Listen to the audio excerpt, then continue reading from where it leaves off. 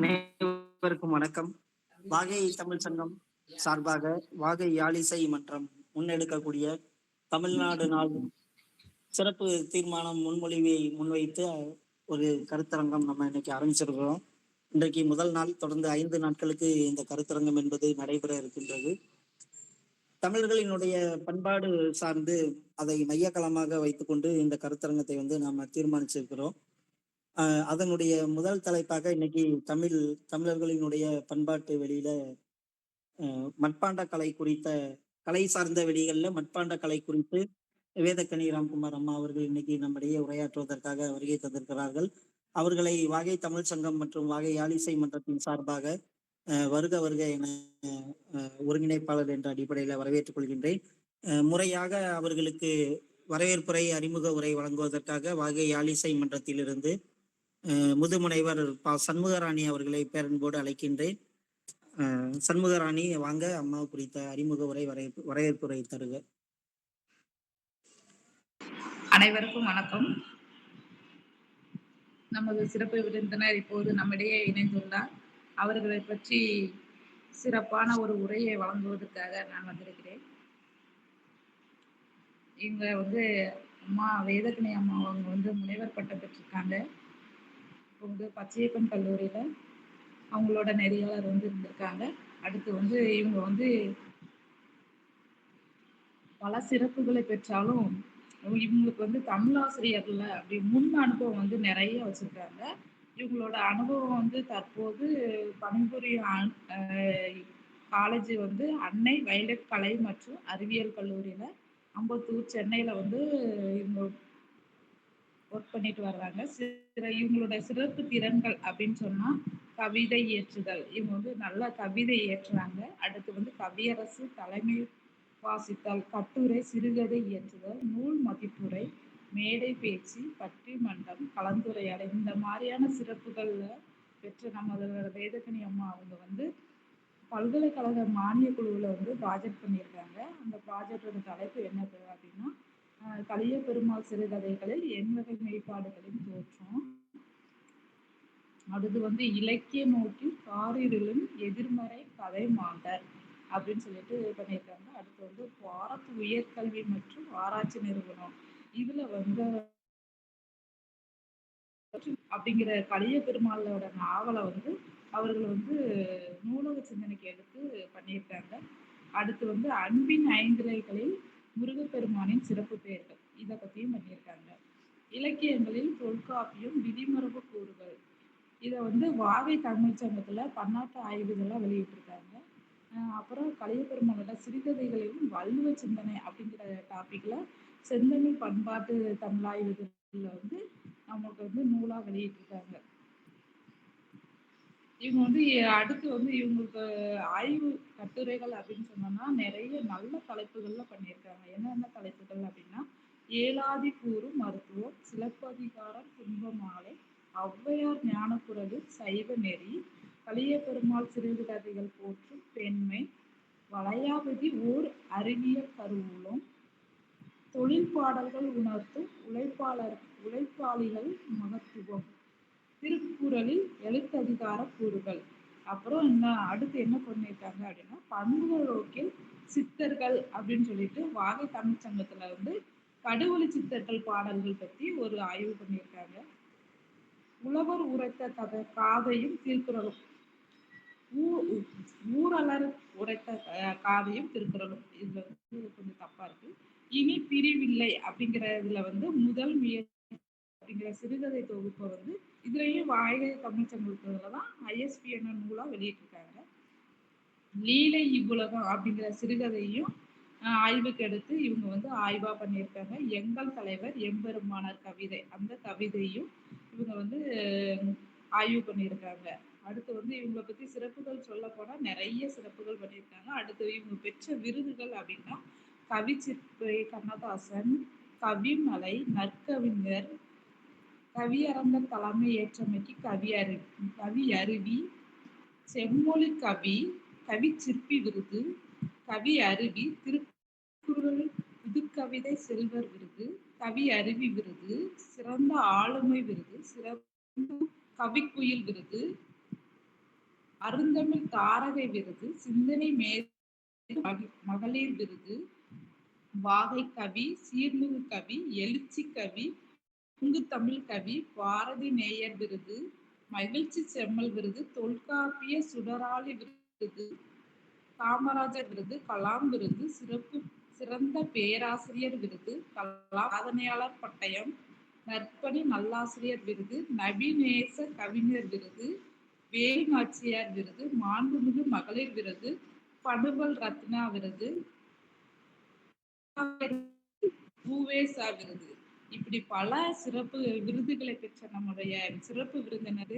இவங்களை பத்தி சொல்லணும்னா இன்னும் நிறைய சொல்லிக்கிட்டே இருக்கலாம். நேரம் கருதி இவங்களை பத்தி குறைவா சொல்லி நம்ம முடிக்கிறோம்.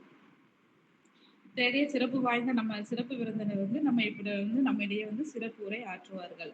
அவர்களை சிறப்பு உரை ஆற்ற வருமாறு நான் பணிவுடன் கேட்டுக்கொள்கிறேன். அம்மா வாங்க, உங்களோட சிறப்பு உரையை தாங்க.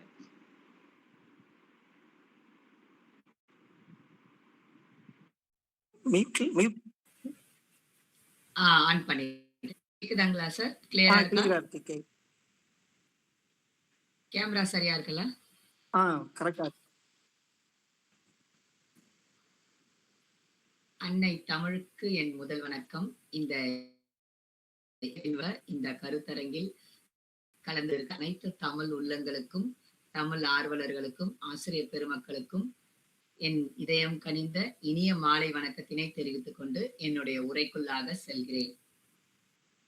இன்றைய தலைப்பு, நமக்கு இந்த கருத்தரங்கத்தை ஏற்பாடு செய்திருக்கிற அனைத்து தமிழ் உள்ளங்களுக்கு, தமிழ் மிகு நெஞ்சங்களுக்கு என் நன்றி கலந்த வணக்கத்தை தெரிவித்துக் கொள்கிறேன். வாகை தமிழ் சங்கத்தின் இந்த சீரிய முன்னெடுப்பாக இந்த 5 நாள் தொடர்ந்து ஆய்வு கருத்தரங்கை ஏற்பாடு செய்திருக்கிறார்கள்.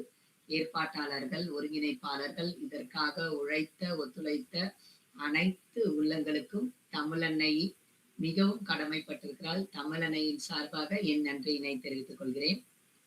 இன்றைய நம்மளுடைய தலைப்பு, இந்த கருத்தரங்கம் எதற்காக, இன்று முதல் நாள் அப்படின்றதுனால நான் இத சொல்லிட்டு தொடங்கலாம்னு நினைக்கிறேன். இந்த மாதத்துல இப்போ ஒரு 2 நாட்களுக்கு முன்பாக தமிழ்நாடு தினம் என்று நம்ம அதை கொண்டாடினோம். வாகை தமிழ் சங்கத்திலையும் நிறைய சிறப்பு நிகழ்ச்சிகள் அதை பற்றி இருந்தது. தமிழ்நாடு தினம் எதற்காக? இந்த தமிழ்நாடு தினம் எல்லோருக்குமே நமக்கு தெரிஞ்சிருப்போம். தெரியாதவர்களுக்காக ஒரு முன்னோட்டமாக மட்டும் நான் அதை சொல்லிட்டு என்னுடைய தலைப்புக்குள்ளாக நான் போறேன். 1967ஆம் ஆண்டு நமக்கு இந்த ஜூலை 18 அப்படின்றது பேரறிஞர் அண்ணா அவர்களுடைய ஆட்சியாக இருந்தது. அந்த நேரத்துல நம்மளுடைய மெட்ராஸ் மாகாணம் என்ற இருந்த பெயரை மாற்றி தமிழ்நாடு என்று பெயர் சூட்டி மகிழ்ந்தார்கள். அததான் நம்ம இன்னைக்கும் நம்மளுடைய மொழியுடைய பெயரை தாங்கி நம்மளுடைய மாநிலத்துடைய பெயர் கொடுக்கப்பட்டிருக்கு. அதை சிறப்பாக கொண்டாடும் விதமாக, அதை நினைவு கூறும் விதமாக, தமிழர்களுடைய அடையாளங்களாக, தமிழர்களுடைய பாரம்பரியமாக நாம் கருதப்படுகின்ற சில தலைப்புகள்ல நம்ம இந்த 5 நாள் தொடர் ஆய்வு கருத்தரங்கை நாம பார்க்கவிருக்கிறோம். இன்றைய தலைப்பு எல்லாருக்குமே ரொம்ப பரிச்சயமான தலைப்பு தான். கேட்ட உடனே அதை பத்தி தெரிஞ்சுக்கணும் அப்படின்னு ஒரு ஆவல் எனக்கும் அதிகமா இருந்தது. அதற்காக நிறைய படிக்கவும், நான் கற்றுக்கொண்ட, நான் தெரிந்து கொண்ட சிலவற்றை இங்கு பகிர்ந்து கொடுக்கவும் வந்திருக்கிறேன். நிறைய கருத்துக்கள் நம்ம படிச்சிருப்போம். மண்பாண்ட கலைகள் அப்படின்னு சொல்லும் போது ரொம்ப ஒரு எளிமையான தலைப்பு தான். ரொம்ப இதுக்கு மெனக்கிடுதல் ரொம்ப அவசியம், ரொம்ப கட்டாயம், நிறைய மெனக்கிடணும் அப்படின்லாம் இல்ல. எளிய முறையில நம்ம இந்த மண்பாண்ட கலைகளை பற்றி நிறைய விஷயம் நம்ம தெரிஞ்சு வச்சிருப்போம். நான் சொல்ல போற கருத்துக்கள் எல்லாமே நிறைய பேருக்கு தெரிஞ்சிருக்கும். சிலருக்கு அதை நினைவூட்டும் விதம் நம்ம சில காரியங்களை மட்டும், சில தகவல்களை நம்ம இங்க பார்க்கலாம். தமிழர்களுடைய பாரம்பரியத்தை சொல்லக்கூடியது நம்மளுடைய அந்த மண்பாண்ட கலைகள். எப்பவுமே நம்ம வாழ்கின்ற அந்த நாட்களில் பயன்படுத்துகின்ற அந்த பொருட்களை வைத்து அந்த மக்களை பற்றிய ஒரு துல்லியமாக, மிக நுணுக்கமான சில விஷயங்களை நாம் தெரிந்து கொள்ளலாம். அதுதான் அதுல ஒன்றுதான் மண்பாண்ட கலைகள். தமிழர் பண்பாட்டு கலைகளில் மண்பாண்ட கலைகள் எவ்வாறு சிறப்பு பெற்றது அப்படின்றதுதான் நம்ம இன்னைக்கு பார்க்கிறோம். மண் அப்படின்னா மண், அவ்வளவுதான். அதுல வந்து எதுவுமே பெரிய விளக்கம் இல்ல அப்படின்னு நினைப்போம். ஆனா அந்த மண் அப்படின்றது ரொம்ப பெரிய விஷயம். நம்மளுடைய மனிதனுடைய வாழ்க்கையில பிரிக்க முடியாத ஒரு பொருளாக இருக்கிறது. பிரிக்க முடியாத ஒரு கடவுளுடைய படைப்பா இருக்கிறது அப்படின்னு கூட சொல்லலாம். இந்த மண்ணை சரியாக பயன்படுத்த கற்றுக்கொண்ட பிறகுதான்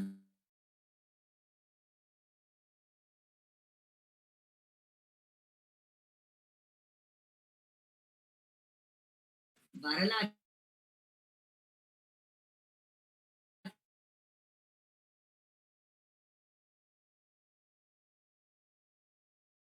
பட்டதுல இருந்து நம்மளுடைய முன்னோர்கள் பண்டைய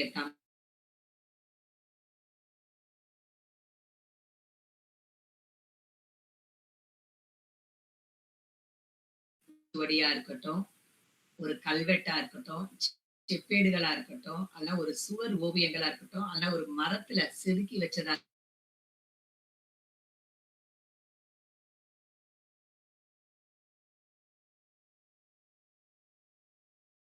வரலாற்றுக்கு வரலாற்றை பதிவு செய்யணும் அப்படின்னு ஒரு அறிவு மனிதனுக்கு வருகிறது என்றால், அதற்கு முன்பாகவே அவன் வந்து கல்வி கற்றவனாக இருந்திருக்கிறான், எழுத்தறிவு மிகுந்தவனாக இருந்திருக்கிறான், சிந்திக்க தெரிந்தவனாக இருந்திருக்கிறான்.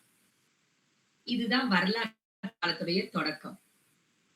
வரலாற்று உருவானதுக்கு முன்பாகவே எழுதத் தொடங்கி தன்னுடைய கருத்தை அடுத்த சந்ததியினருக்கு கடத்த வேண்டும் என்று அவன் நினைக்க தொடங்கிய அந்த சிந்தனைக்கு முன்பாகவே மனிதன் கல்வி கற்றிருக்கிறான். மனிதனுக்கு யோசிக்கிற அந்த திறன், பகுத்தறிவை பயன்படுத்திருக்கிறான் அப்படின்றது தெரியுது. ஆனா நம்முடைய தமிழக வரலாறு எப்படி இருக்கு அப்படின்னு பார்த்தோம்னா, வரலாற்றுக்கு முந்தைய காலம் அப்படின்னு ஒண்ணு இருக்கு. அந்த வரலாற்றுக்கு முந்தைய காலத்துல மனிதனுக்கு எழுத தெரியாது, படிக்க தெரியாது, சிந்திக்க தெரியாது. மனிதன்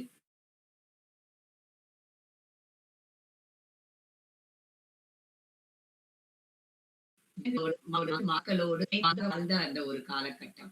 நாகரிகம் என்றால் என்னவென்று தெரியாது. மனிதனை விலங்கு அடித்து சாப்பிட்டது, விலங்குகளுக்கு இரையானான்.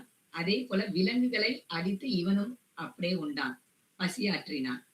அப்போ விலங்குகளோடு விலங்காக காட்டிலும் மேட்டிலும் குகையிலும் ஒரு பாறை இடுக்கையிலும் விலங்குகளைப் போல வாழ்ந்து வந்த மனிதன். அதுதான் வரலாற்றுக்கு முந்தைய காலம். வரலாறு தொடங்கி எவ்வளவு காலம் ஆகிறது? இப்ப வரலாறு அப்படின்னு நம்ம பார்க்கும்போது 2026ல இருக்கோம். அடுத்த ஆண்டு 27, 28 இப்படியாக ஒரு ஒரு ஆண்டு நம்ம கூட்டிக் கொண்டே செல்கிறோம். ஆனால் தொல்தமிழர்கள் வரலாறு என்று நாம் சொல்வது எதுனா, நம்முடைய அந்த 1ஆம் நூற்றாண்டுக்கு முன்பாக எல்லாமே எப்படி போகும்னா மைனஸ்ல போகும். அது வந்து எங்க தொடங்குச்சு அப்படின்றதே நமக்கு வந்து தெரியாது. அதுதான் வரலாற்றுக்கு முந்தைய காலம், தொல்தமிழர்கள் காலம் அப்படின்னு நம்ம சொல்றோம். நம்மளுடைய தமிழகத்தை தமிழ் மண்ணை பற்றி மண் சார்ந்த நம்முடைய மண் சார்ந்த தகவலை நாம் படிக்கும்போது அதுதான் வந்து வரலாற்றுக்கு முந்தைய காலம் அப்படின்னு சொல்றோம்.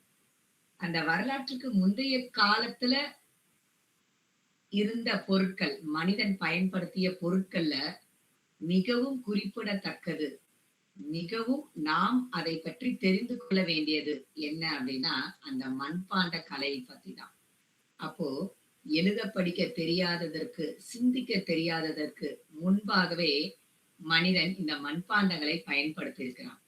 அதுல சில விஷயங்கள் தான் நம்ம இன்னைக்கு பார்க்க போறோம். இந்த எழுத படிக்க தெரியாததற்கு முன்பாக என்று சொல்லும்போது அவனுக்கு சிந்தனை வரும்போது ஒரு பொருளை உருவாக்க வேண்டும் என்று கருதுகிறான். மனிதனுடைய முதல் மாபெரும் கண்டுபிடிப்பு அப்படின்னு பார்த்தோம்னா நெருப்பு அப்படின்னு பார்க்கலாம். நம்ம நெருப்பு அப்படின்றத அவன் எப்படி கற்றுக்கொண்டான்னா, நம்ம எல்லாருமே இங்க எல்லாருக்குமே நமக்கு தெரியும்.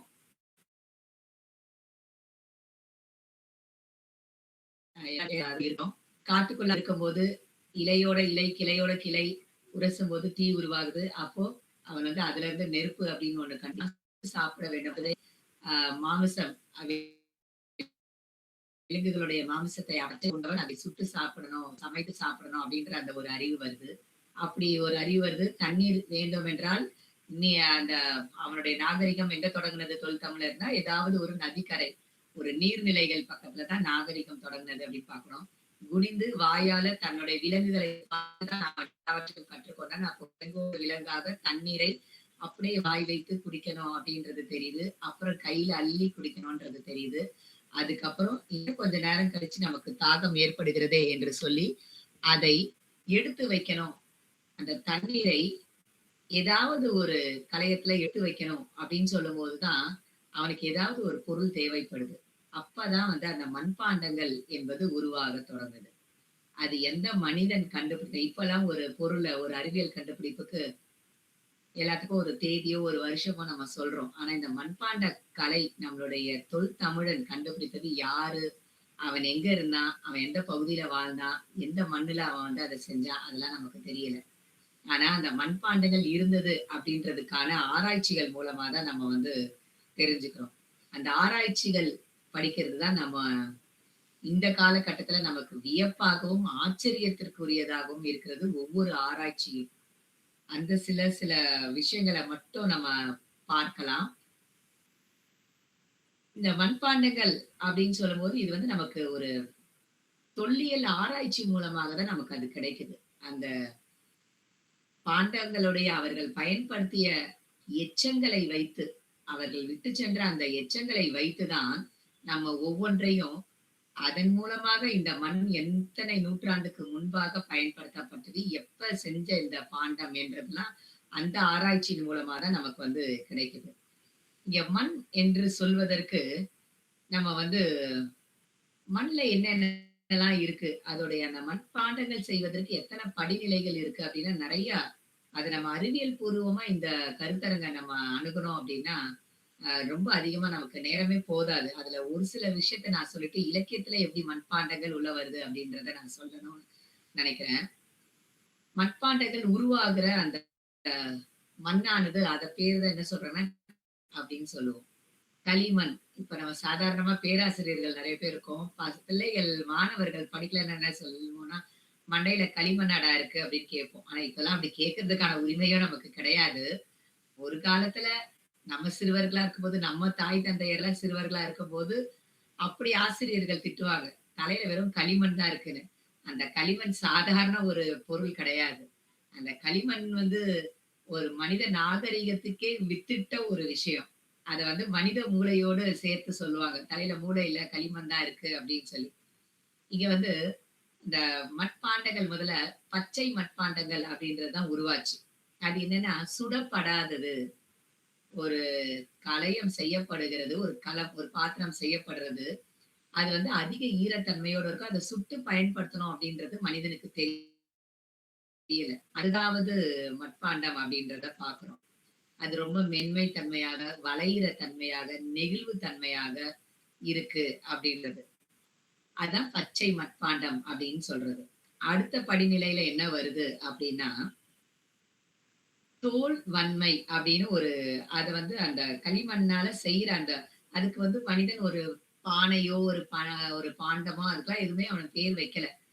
நாகரிகம் வளர்ந்த பிறகு ஆய்வாளர்கள் வைத்த பெயர் தான் இப்ப நம்ம பயன்படுத்துற அத்தனை பெயர்களும். களிமண் உலர்த்துறாங்க. அத வந்து கொஞ்சம் பக்குவ நிலைப்படுத்துறாங்க. அதுல வந்து என்ன பண்றாங்கன்னா, ஒரு 15% மட்டும் ஈரப்பதம் இருக்கிற மாரியும், மற்றபடி ரொம்ப குறைவான நெகிழ்வு தன்மை இருப்பதாகவும் அதை வந்து மாற்றுகிறார்கள் அப்படின்றத பார்க்கிறோம்.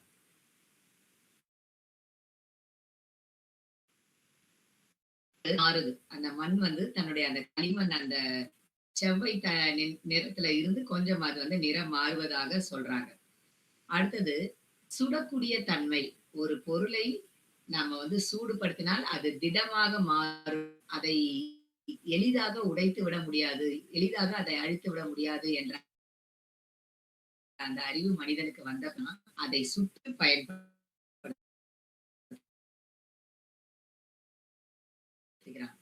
அது எப்படி இருக்கான் படுத்த முடியும். பெரிய அளவுல இல்லையாம்.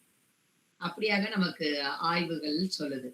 அந்த களிமண்ல அப்போ வந்து நிறைய வேதிப்பொருட்களை கலக்கணும் அப்படின்ற மாதிரி நினைக்கிறானா. அவனுக்கு என்ன தெரிஞ்சது வேதிப்பொருள் அப்படின்னா, நம்மளுடைய தொல்தமிழனுக்கு ஒரு களிமண்ணோட வேற ஒரு மண்ணை சேர்க்கிறது தான், வேற எதுவும் கிடையாது. வேதிப்பொருள்னா அவனுக்கு தெரிஞ்சது, அவனுடைய அறிவுக்கு எட்டினது ஒரு களிமண்ணோட அவன் வேற ஒரு மண், வேற ஒரு நிறத்திலான மண்ணை கலக்கிறது அப்படின்றதுதான் அவன் வந்து முதல் முதலாக செய்திருக்கிறான். அதே மாதிரி அப்புறம் வந்து எப்படின்னா, ஆரம்பத்துல கைகளால செய்த மண்பாண்டங்கள் தான். எந்த ஒரு அவனுக்கு இயந்திர இயந்திரம் கிடையாது. கைகளால அவன் வந்து செய்றான். தொடக்க காலத்துல அப்படிதான் வந்து அந்த மண் வந்து உருவாகுச்சு. அப்ப களிமண் சுருள்களாக எல்லாவற்றையும்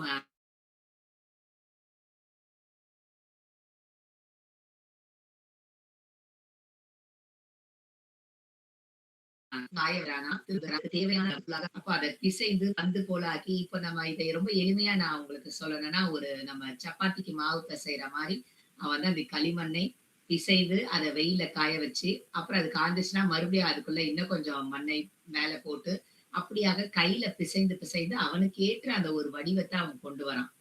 அதுக்கப்புறம் தான் சக்கரம் என்ற ஒன்று ஆதி மனிதன் கண்டுபிடிக்கிறான். தொல்தமிழன் கண்டுபிடித்ததில் ஆகச்சிறந்த படைப்பு அடுத்தது சக்கரம். சக்கரம் என்று ஒன்று கண்டுபிடிக்கப்பட்ட பிறகுதான் ஒரு இடத்துல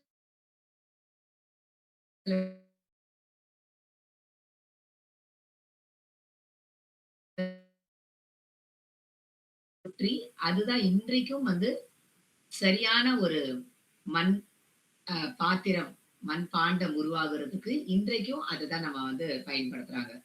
அப்ப ஒரு சக்கரத்த வச்சு அதுக்குள்ள அந்த மண்ணை போட்டு அதை சுழற்றி சுழற்றி அவனுக்கேற்ற அந்த வடிவத்துல கொண்டு வராங்க. இன்றைய நவீன காலகட்டத்துல அதெல்லாம் வந்து நமக்கு ஒரு மோட்டார் கருவி செய்து விடுகிறது. மின்சார கருவி கூட இந்த சக்கரமா வடிவமைத்து மண்பாண்டங்களை உருவாக்க பயன்படுகிறது. ஆனா அந்த காலத்துல அவன் கையில தான் அதை சுத்தினான். கையிலேயே சுத்தி கையிலேயே தன்னுடைய 2 கைகளும் வேலை செய்து கொண்டே இருந்தது. அவனுடைய கண் அசைவுகள் 2 கைகள். இதை வைத்து அவன் வந்து உருவாக்கினான். இப்ப இதெல்லாம் நம்ம எப்படி தெரிஞ்சுக்கிறோம்? அவனுடைய கையினுடைய உழைப்பு. அவன வந்து என்ன சொல்றாங்க? முயற்சி திருவினையாக்கும் என்று சொல்வார்கள். அவன் முயன்று தன்னுடைய கைகளால, தன்னுடைய கால்களால அந்த சக்கரத்த கால்ல சுத்தி, கையில அதை வனைந்து செய்த அந்த அது எல்லாமே கால வெள்ளத்தால் பூமிக்குள்ளாக போன பிறகு இன்று அகழ்வாராய்ச்சி, தொல்லியல் ஆராய்ச்சி என்ற பெயரில் வெளியே கொண்டு வரப்படுகிறது. இது நம்ம வந்து இப்ப நிறைய நம்ம கேள்விப்படுவோம். எதுல நம்ம பார்க்கிறோம்னா, இந்த கீழடி ஆராய்ச்சி, ஆதிச்சநல்லூர் ஆராய்ச்சி, மாமுண்டூர் ஆராய்ச்சி இப்படிலாம் நிறைய வந்து ஆராய்ச்சிகள் நாளுக்கு நாள் வந்து கொண்டே இருக்கு. அந்த ஆராய்ச்சிகள் வர வரதான் அந்த ஒவ்வொரு காலகட்டத்துல ஆதி மனிதன் தொல் தமிழன் செய்த அந்த பாத்திரங்களுக்கு ஒவ்வொரு பெயர்களாக சூட்டப்படுகிறது. அதுதான் என்ன இப்ப சொல்றாங்கன்னா, ரவுலட் அப்படின்ற அந்த ஒரு வார்த்தையானது ஆங்கிலத்துல பயன்படுத்தப்படுகிறது. என்னன்னா மண்பாண்டங்கள் அப்படின்ற அந்த அவர்கள் பயன்படுத்திய அந்த பாத்திரத்தொடைக்கு ஒரு பெயர் வைக்கிறார்கள், ரவுலட் அப்படின்ற சொல்றாங்க. அது வந்து அழகன் குளம், இப்ப கீழடி மட்பாண்டங்கள் அந்த ஆராய்ச்சியில அழகன் குளம்ன்ற அந்த இடத்துல வந்து நமக்கு அந்த ஆராய்ச்சியில அப்படிப்பட்ட பாத்திரங்கள் கிடைக்கப்படுகிறது. அதோடைய நிறம் எப்படி இருக்கா?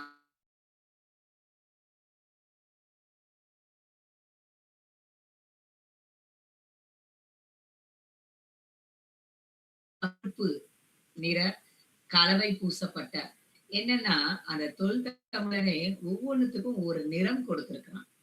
அதெல்லாம் அவனுடைய அறிவுக்கு எந்த அளவுக்கு தோன்றியது என்று தெரியவில்லை.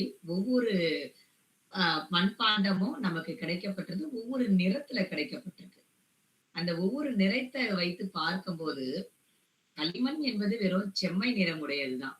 அதோட அவன் வேற ஏதாவது ஒரு மண்ணை கலந்தால் அது அப்படி ரொம்ப பெரிய அந்த வேறுபாட்டை கொடுக்காது. ஆனாலும் வேறுபடுத்தி காட்டணும்ன்றதுக்காக வேற வேற கலவைகளை, ஒருவேளை பூக்களா இருந்திருக்கலாம், மூலிகையா இருந்திருக்கலாம், அவனுக்கு கையில கிடைத்த அந்த நிறங்களை வைத்து அந்த மண்ணோட அதை பிசைந்து அதை வந்து அவன் செஞ்சிருக்கான். அதே மாதிரி அடுத்தது இந்த ஆதிச்சநல்லூர். இப்ப இந்த கீழடி ஆராய்ச்சியை பார்த்தோம்னா நமக்கு எந்த ஆண்டு அப்படின்றது ரொம்ப சரியாக சில தகவல்கள் கிடைக்கிறது. சில தகவல்கள் அப்படி கிடைக்கல. இது நான் ஏற்கனவே சொன்னேன். இப்போ இந்த கீழடி அகழ்வாராய்ச்சி காலம் என்று பார்த்தால், நமக்கு கிடைக்கப்பட்ட மண்பாண்டங்கள் கிமு 5ஆம் நூற்றாண்டு நான் சொல்றது கிபி சொல்ல. கிமு 5ஆம் நூற்றாண்டிலிருந்து 6ஆம் நூற்றாண்டுக்குள்ளாக கிடைத்திருக்கிறது என்று சொல்கிறார்கள். இத வந்து ஒரு முறை, அது என்ன அப்படின்னா ஒரு பேட்டர்ன், அத வச்சுதான் கணிக்கிறாங்க.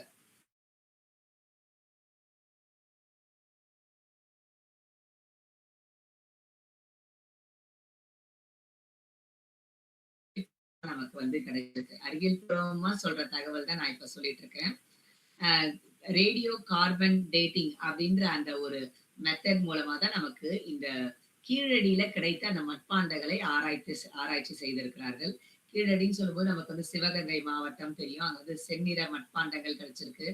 நிறைய பாண்டங்கள் மூடி போட்டு, மட்பாண்டங்களை மூடி வைத்து உள்ள இருக்கிற பொருளுக்கு பாதுகாப்பு கொடுக்கணும் அப்படின்றதுக்காக மூடி போட்ட பாத்திரங்கள் கிடைச்சிருக்குன்னு சொல்றோம். குறுகிய வாயுடையது, அகண்ட வாயுடையது, இப்படி வேறுபட்ட வடிவங்கள்ல நமக்கு வந்து இந்த கீழடி மட்பாண்ட கண்டுபிடிப்புகள் நமக்கு கொடுத்திருக்காங்க.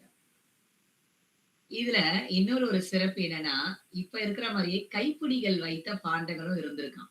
அப்ப வந்து எப்படி சிந்தனை செய்து கிமுல ஒரு மட்பாண்டங்கள் கிடைக்குதுன்னா, அது வந்து கைப்பிடியோட நமக்கு இருக்காம். அப்போ அது வந்து எவ்வளவு பாதுகாப்பா அதுல இருக்கிற உள்ள வைக்கிற அந்த பொருட்களை அவன் சுமந்து செல்ல வேண்டும் அப்படின்றத மனிதன் சிந்திச்சிருக்கான் அப்படின்றத பார்க்கலாம். மூடி போட்ட பானைகள், இதெல்லாம் ஒரு ஒரு பாதுகாப்பு உணர்வு மனிதனுக்கு இருந்திருக்கு, தொல் தமிழனுக்கு. தமிழர்களுடைய பண்பாடுன்னு சொல்லும்போது இதெல்லாம் நம்ம தெரிஞ்சுக்கிறது ரொம்ப அவசியம்னு நினைக்கிறேன். அதனாலதான் நான் இதை திரும்ப சொல்றேன். அதே மாதிரி இன்னொரு ஒரு தகவலும் நமக்கு கிடைக்குது. இந்த அகழ்வாராய்ச்சியில நிறைய தாழிகள் அப்படின்னு சொல்றாங்க. தாழிகள் என்று சொல்லும்போது முதுமக்கள் தாழி அப்படின்னு ஒன்று கண்டுபிடிக்கப்படுகிறது. நம்மளுடைய கீழடியிலயும் இருக்கட்டும், ஆதிச்சநல்லூர்லயும் இருக்கட்டும், முதுமக்கள் தாழி அப்படின்னு ஒரு பொருள். அது வந்து ரொம்ப மிகப்பெரிய பானையாக இருக்கிறது. மிகப்பெரிய பானை என்று சொல்லும்போது இறந்துவிட்ட மனிதர்களை அதற்குள்ளாக வைத்து அடக்கம் செய்வதற்கு, புதைப்பதற்கு அந்த அந்த தாழிகள் பயன்படுத்தப்பட்டிருக்கிறது. அதனுடைய பெயர் முதுமக்கள் தாழி. முதிய மக்களை உள்ள வைக்கிறது. அந்த காலகட்டங்கள்ல பார்த்தா மனிதன் ரொம்ப கொஞ்சம் மெலிவா தான் இருந்திருப்பான். இப்ப இருக்கிற மாதிரி உணவு முறைகள் கிடையாது. இயற்கை உணவு முறை. அவனுக்கு வந்து அவனுடைய உடல் ஆரோக்கியமாக இருந்திருக்கு. 100 ஆண்டுகள் கழித்தும் 100, 200 ஆண்டுகள் கூட உயிரோடு இருந்திருப்பான். அவனுடைய உடல் வந்து மெலிந்துதான் காணப்பட்டிருக்கும். அவன் இறந்த பிறகு ஒரு பானையை செய்து அதற்குள்ளாக வைக்கிறார்கள். இது வந்து கற்காலம் முடிந்து உலோக காலம் என்று, இப்ப நம்ம ஆங்கிலத்துல சொல்லணும்னா ஸ்டோன் ஏஜ் முடிந்து மெட்டல் ஏஜ், அதுக்குள்ள அயன் ஏஜ் அப்படின்னு சொல்றாங்க. அதுக்குள்ள வரும்போது மக்கள் தன்னுடன் வாழ்ந்த மனிதன் இறந்து விட்டான். அவன் நேற்று வரைக்கும் அவன் நடமாடிட்டு இருந்தான். இன்று இல்ல. அவன் பேச்சு மூச்சு இல்லாம அவனுக்கு வந்து உயிர் இல்ல அப்படின்ற அந்த நிலை வந்த உடனே உட்கார்ந்த நிலையில, அமர்ந்த நிலையில அந்த தாழிகளுக்குள்ள உட்கார வைக்கிறாங்களாம். உள்ள அவனுடைய சடலத்தை வைத்து, அதற்கு கீழாக தாழி என்று சொல்லும்போது அது ஒரு பானை, பெரிய பானை வடிவத்துல இருக்கு. கீழ மணல் நிரப்பி, ஒரு பாதி அளவுக்கு மணலை நிரப்பி அந்த இறந்தவர்களை உள்ளே வைத்து, இறந்தவர்கள் பயன்படுத்திய பொருட்களையும் உள்ளே வைத்து, அதை ஒரு மூடி மண்ணாலான ஒரு தட்டினால் அதை மூடி, அதை அப்படியே பூமிக்குள்ள புதைக்கிற அந்த ஒரு வழக்கம், அதாவது அதை எப்படி சொல்லலாம்னா அவங்களுடைய கலாச்சாரம், பண்பாடாக இருந்திருக்கிறது. அவர்கள் பயன்படுத்திய பொருட்கள் அவர்கள் உயிர் பிறந்த பிறகும் அவங்க கூடவே இருக்கட்டும் அப்படின்னு அதை உள்ள வைக்கிறது. இன்றைக்கும் நம்ம வீட்டுல வந்து யாராவது இறந்தார்கள்னா அவர்களுக்கு பிடித்த பொருளை அவர்களுடன் வைத்து விடுவார்கள், அனுப்பி விடுவார்கள் சேர்த்து. வீட்டுல வச்சிருக்க மாட்டாங்க. அவங்களுக்கு பிரியமான பொருள் தான் அதை வந்து வச்சிருவாங்க. அது போல அந்த காலகட்டத்துல அவர்களுடைய மரபுதான் இன்றும் தொன்று தொட்டு நம்ம இடத்துல, நம்மளுடைய சமுதாயத்துல வேரூன்றி கிடக்கிறது அப்படின்னு பார்க்கலாம். அப்ப அந்த முதுமக்கள் தாழி பட்டிருக்கு. அதோடைய காலமும் என்னன்னு சொல்றாங்கன்னா கிமு 1000 முதல் கிமு 300 வரைக்கும் இருந்திருக்கலாம் அப்படின்ற அளவுக்கு சொல்றாங்க. அந்த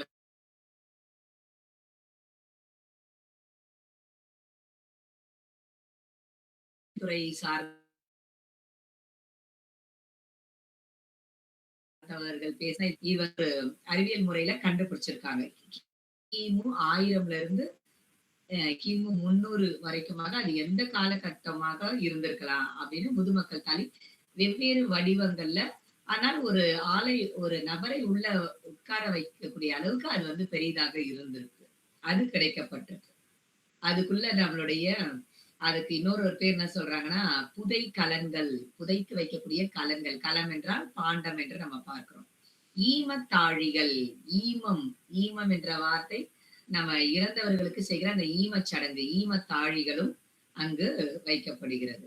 இது நம்மளுடைய சங்க பாடல்கள்ல நிறைய நமக்கு அகச்சான்றுகளாக, இலக்கிய சான்றுகளாகவும் நமக்கு கொடுக்கப்பட்டிருக்கு. இப்ப எடுத்துட்டோம்னா புறநானூறு 228வது பாடல்ல குளமுற்றத்து துஞ்சிய கிள்ளி வளவன் பற்றி ஐயூர் முடவனார் அவருடைய பாடல்களை சொல்லியிருக்காரு. நீங்க குறிச்சு வச்சுக்கணும்னா குறிச்சு வச்சுக்கலாம். புறநானூறு 228வது பாடல்ல இது போல உடலை வந்து இப்படியாக ஒரு தாழிக்குள்ளாக மட்பாண்டத்துக்குள்ளாக வைக்கிறது. இப்போ மனிதன் வந்து மண்ணுல இருந்து தான் வந்தான், திரும்ப மண்ணுக்கே செல்கிறான் அப்படின்றதுக்கு இதுதான் ஒரு சொலவடை இருக்கு. கிராமப்புறங்களும் இன்றும் நம்ம வந்து பேசுவோம். மனிதனுடைய உடல் வந்து மண்ணில இருந்து வந்தது மண்ணுக்கே திரும்புகிறது என்று சொல்வார்கள். அப்போ அந்த மாதிரி ஒரு மட்பாண்டங்கள்ல தான் அந்த ஈம சடங்கானது நடைபெற்று வந்தது. இது வந்து எல்லா காலகட்டத்திலும் கிடைச்சிருக்கு. இங்க வந்து குளமுற்றத்து துஞ்சிய கிள்ளிவளவன் பற்றி சொல்ற அந்த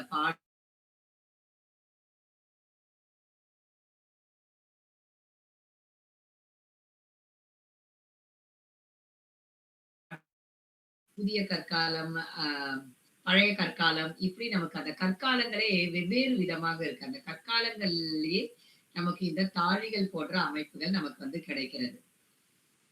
அடுத்ததாக சங்க இலக்கியங்கள்ல இத வந்து நம்ம என்ன பேர்லாம் சொல்றாங்க இந்த மட்பாண்டங்களை அப்படின்னா, நிறைய பெயர்கள் நமக்கு வந்து இங்க கொடுக்கப்படுறது. புழிசி அப்படின்னு ஒரு பெயர், தாழி, தசும்பு, இப்படின்லாம் மண்பாண்ட வகைகளை ஒவ்வொரு பெயர்களா அவங்க சொல்லியிருக்காங்க. இதெல்லாம் இலக்கியங்கள்ல மண்பாண்டங்களுக்கு சொல்லப்படுகின்ற சொற்கள், வார்த்தைகள். குழிசி, தாழி, தசும்பு இதெல்லாம். அடுத்தது ஒவ்வொரு மட்பாண்டத்துக்கும் ஒரு பயன்பாடுகள் இருந்திருக்கு. அதையும் நம்மளுடைய இலக்கியத்துல நிறைய சொல்றாங்க. இங்க அடுத்ததாக நம்மளுடைய கீழடி மட்பாண்டத்திலே எடுத்துக்கிட்டோம்னா, அந்த நிறங்கள் பத்தி நான் சொன்னேன்.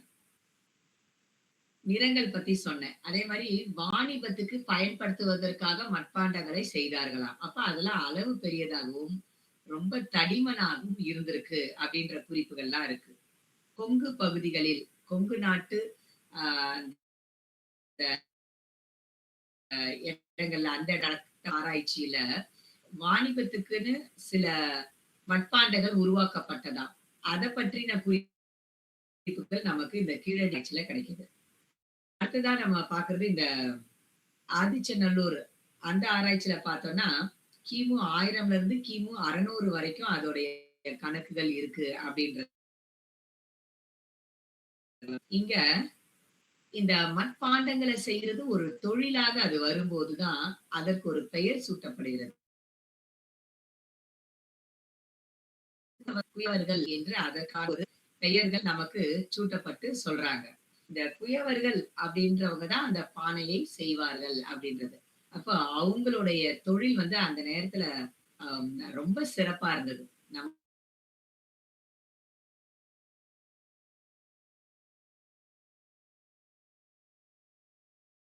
நம்மளுடைய நம்மளுடைய பொருளாதார முன்னேற்றத்துக்கும் சரி, சமுதாய முன்னேற்றத்துக்கும் சரி, இந்த மட்பாண்டங்களுடைய அந்த உருவாக்கம் வந்து ரொம்ப அதிகமா இருந்திருக்கு. சங்க காலத்திலேயே நிறைய இடத்துல நம்ம வந்து இந்த பானை, குடம், தாழி இது எல்லாமே நம்ம பாக்குறோம். இறந்தவர்களை இது பண்றது. அதே மாதிரி போர்க்களங்கள்லயும் வந்து அந்த எல்லா காலகட்ட எல்லா அரசனுடைய போர்க்களத்திலயும் மட்பாண்டங்கள் தான் நிறைய பயன்படுத்தப்பட்டது. இப்ப நம்ம சங்க காலத்துல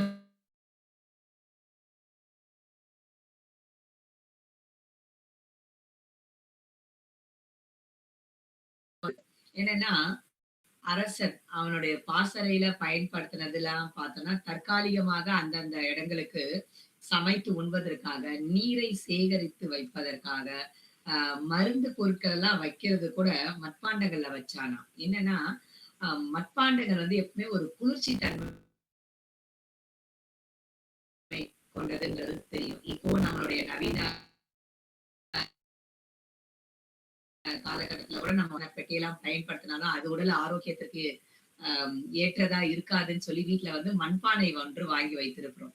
வருடம் ஃபுல்லா பயன்படுத்தலைன்னா கூட இது போன்ற இந்த கோடை காலத்துல வெயில இருந்து உள்ள வீட்டுக்குள்ள வந்த உடனே நம்மளுடைய அந்த உடல் அசதிக்கும் சோர்வுக்கும் அந்த ஒரு ஒரு கலசம் தண்ணி வந்து நமக்கு ரொம்ப இதமாவும் ஆறுதல் தர்றதாவும் இருக்கும். வீட்டுல மண்பானை தண்ணி இருக்கு அப்படின்றது. அது போல மருந்து பொருட்கள்லாம் இந்த மட்பாண்டத்துல வைத்து பாதுகாத்தார்களாம். இப்ப நம்ம வந்து மருந்து வந்து ஏதோ ஒண்ணு வாங்கணும்னா வீட்டுல இதுல வைங்கன்னு சொல்லுவாங்க. அது டெம்பரேச்சர் நம்ம மெயின்டைன் பண்ணணும், ஃப்ரிட்ஜ்ல வைங்க அப்படின்னு நம்மளுடைய மருத்துவர்கள் பரிந்துரை செய்வார்கள். அது போல அந்த காலகட்டத்துல மருந்து பொருட்கள் எல்லாம் காயங்கள் போர்க்களத்துல ஒவ்வொரு நாளும் பாசறையில வந்து அந்த போர் வீரர்கள் ஓய்வெடுக்கிற நேரத்துல காயத்துக்கு மருந்து போடுறதுக்கு, மூலிகைகளை வைக்கிறதற்கு, உணவுப் பொருட்களை கெட்டு போகாமல் வைப்பதற்கு இந்த மண் கலசங்களை வந்து பயன்படுத்தியிருக்காங்க அப்படின்றத பாக்குறோம். அதே மாதிரி இன்னொன்னும் அந்த காலகட்டங்களே இருந்திருக்கான். என்னன்னா, இன்னைக்கு நம்ம பயன்படுத்துற அந்த பிளாஸ்க் அப்படின்னு நம்ம சொல்லுவோம். அது வந்து நம்ம எப்போ நம்ம சில்லுன்னு குளிர்ந்த நீர் அத குளிர்ந்த நீருக்கு பயன்படுத்தணும்னா அதுக்கு தனியாகவும், சூடாக ஒன்றை நம்ம பாதுகாக்க வேண்டும் என்றால் அதற்கு தனியாகவும் அந்த காலகட்டங்களிலே இருந்திருக்கு அப்படின்றது நம்மளுடைய இலக்கியங்கள்ல நமக்கு இருக்கு. அதுக்கப்புறம் சேமித்து வைப்பதற்கு இந்த மண்பாண்டங்கள் இருந்திருக்கு. சேமித்து வைக்கிறதுன்னா, ஒரு முறை தண்ணி வேணும்னா ஒருவன் இந்த நீர்நிலையில அப்படியே கையில முகர்ந்து குடித்து விடுகிறான். அடுத்த முறை அவனுக்கு தேவைப்படுகிறதுனா அதுக்கு வந்து என்ன பண்றாங்க, அதை எடுத்து வைக்கணும் அப்படின்றதுக்காக அப்போ அதுக்கு வந்து பெரிய பெரிய மட்பாண்டங்கள் செய்யப்பட்டது. அது வந்து தானியங்களை சேமித்து வைக்கிறார்கள், இறைச்சியை சேமித்து வைக்கிறார்கள். அது மட்டும் இல்லாம பிற உணவுப் பொருட்களை நீண்ட காலம் அத கெட்டு போகாமல் இருக்கணும்னு, இப்படி ஒவ்வொன்றுக்கும் ஒவ்வொரு விதமாக வடிவத்தை கொடுத்து எடுத்து எடுத்து வைக்கிறாங்களாம் இந்த மட்பாண்டங்களை. இப்படியாக நம்ம வந்து ஒவ்வொரு காலகட்டத்திலயும் மட்பாண்டங்களுடைய அந்த அவசியம், அந்த பொருளுடைய தேவை வந்து அதிகமாகவே இருந்திருக்கு. இன்னும் சொல்ல போனோம்னா, ஒரு குறிப்பிட்ட காலத்துக்கு அப்புறம் நல்ல அந்த நெருப்புல போட்டு சுட்ட மட்பாண்டங்கள் உருவாச்சு. இதெல்லாம் கூட நம்ம நிறைய பார்க்கிறோம். இதுல நம்ம வந்து சித்தர் பாடல் ஒரு பாடல், இந்த மட்பாண்டம் அப்படின்னு சொல்லும்போது அந்த பாடல் கண்டிப்பா எல்லாருக்கும் நினைவுக்கு வரும். கடுவெளி சித்தர், இவர் 15ஆம் நூற்றாண்டுல வாழ்ந்தவர்னு பார்க்கிறோம். அவருடைய பாடலோடு மொத்தமே அவர் ஒரு 34, 35 பாடல்கள், அந்த அத்தனை பாடல்கள் தான் இயற்றி இருக்கிறாரு. அதுல ஒரு பாடல், நந்தவனத்தில் ஒரு ஆண்டி ஐயா 2 மாதமா குயவனை வேண்டி கொண்டு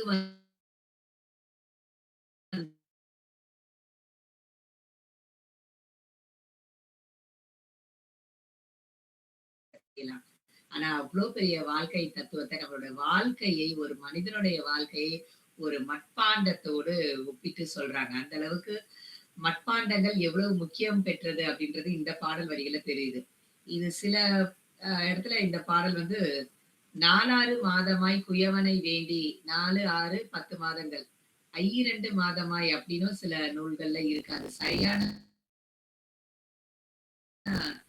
வெர்ஷன் எதுன்றது தெரியல. கடுவெளி சித்தர் பாடல்கள்ல பார்த்தோம்னா ஒவ்வொரு புத்தகத்துல ஒவ்வொரு முறையில ஒவ்வொரு மாதிரி இருக்கு. குயவனை வேண்டி, இங்க குயவன் என்று சொல்பவன் அந்த மட்பாண்டத்தை உருவாக்குபவன். இங்க அந்த குயவனாக யார சொல்றாங்கன்னா கடவுளை சொல்றாங்க. மேலோட்டமா பார்த்தா இது வந்து ஒரு நகைச்சுவைக்காக, ஒரு கேலிக்காக சொல்ற பாடல் மாதிரி இருக்கலாம். ஆனா நந்தவனத்தில் ஒரு ஆண்டி, நந்தவனம் என்று சொல்வது இந்த உலகத்தை குறிக்கிறார்கள். ஆண்டி என்று சொல்வது ஒவ்வொரு மனிதனையும், ஒவ்வொரு ஆன்மாவையும் குறிக்கிறதாக இருக்கிறது. 4 மாதமாய் குயவனை வேண்டி, ஒரு பிறவி எடுப்பதற்கு தாயோட வயிற்றுல நம்ம அத்தனை நாட்கள் இருக்கிறோம். 4 மாதமானு சொல்லலாம், 2 மாதமாக நம்ம வந்து தாயினுடைய கருவறையில இருக்கிறோம். குயவனை வேண்டி, ஒரு தாயுடைய கர்ப்பத்துல இருக்கிற அந்த குழந்தை வெளியே வர்ற மாதிரி அந்த மட்பாண்டங்கள் ஒரு மனிதனுடைய வாழ்க்கையும் அந்த ஒரு மட்பாண்டத்தையும் இங்க வந்து ஒப்பிட்டு சொல்றாங்க. அப்படி கிடைக்க பெற்றது ஒரு பொக்கிஷமாக, ஒரு புதையலாக, ஒரு தாயுடைய வயிற்றுல குழந்தை உருவாகுற விதத்த வந்து யாராலயும் அவ்வளவு சீக்கிரத்துல எளிதாக கண்டுபிடித்து விட முடியாது. சில நாட்களுக்கு பிறகுதான் அந்த குழந்தை உருவாகியிருக்கு அப்படின்றதே அங்க வந்து நம்ம சில அறிகுறிகள் மூலமா தான் கண்டுபிடிக்க முடியும். ஆனா சித்தர், கடுவெளி சித்தர் இதை எப்படி அவர் ஒரு மருத்துவரா அவர் என்ன படிச்சிருப்பாரு? அவரு எந்த அளவுக்கு அம் உலக அறிவு பெற்றிருப்பாரு? அவருக்கு எப்படி இது வந்து அவருடைய மனதுல தோன்றி அவர் சிந்தனையில தோன்றி எழுதினாருன்னு கூட தெரியல. குயவனை வேண்டி கொண்டு வந்தான் ஒரு தோண்டி. அதுதான் நம்மளுடைய இந்த மண்பாண்டம். அந்த தோண்டி என்ற சொல் தான் வந்து இங்க வந்து அந்த ஒரு பாத்திரமாக இருக்கு.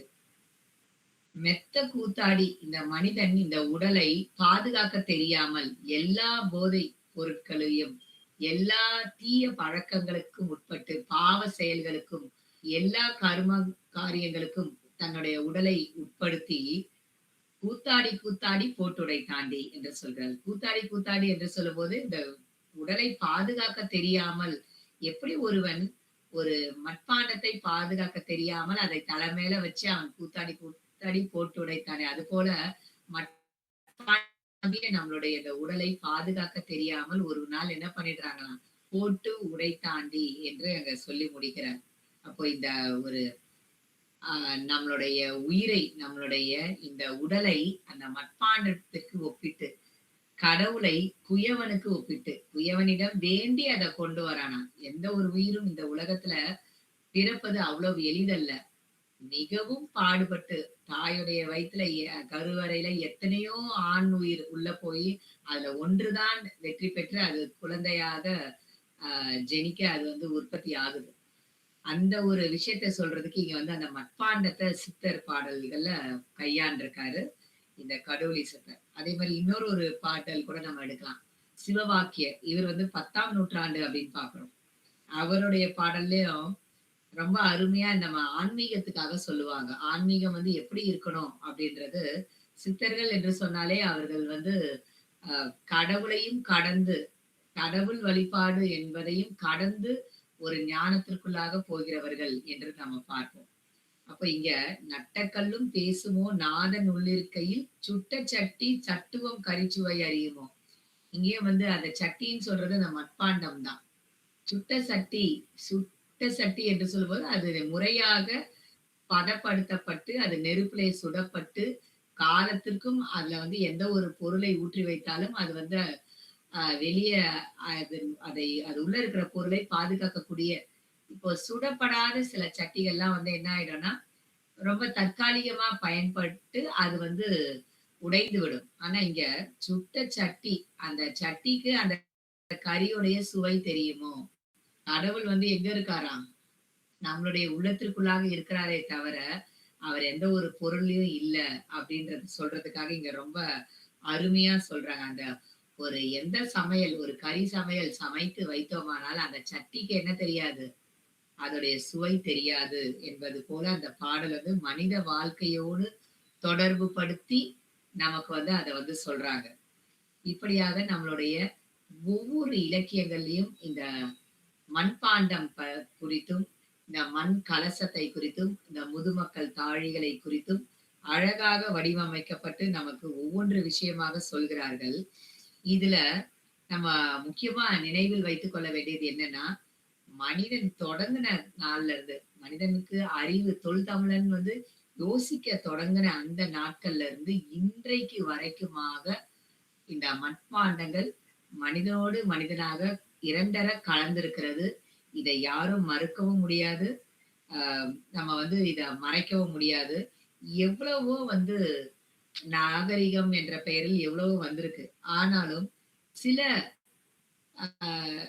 சில பொருட்களை நம்ம வந்து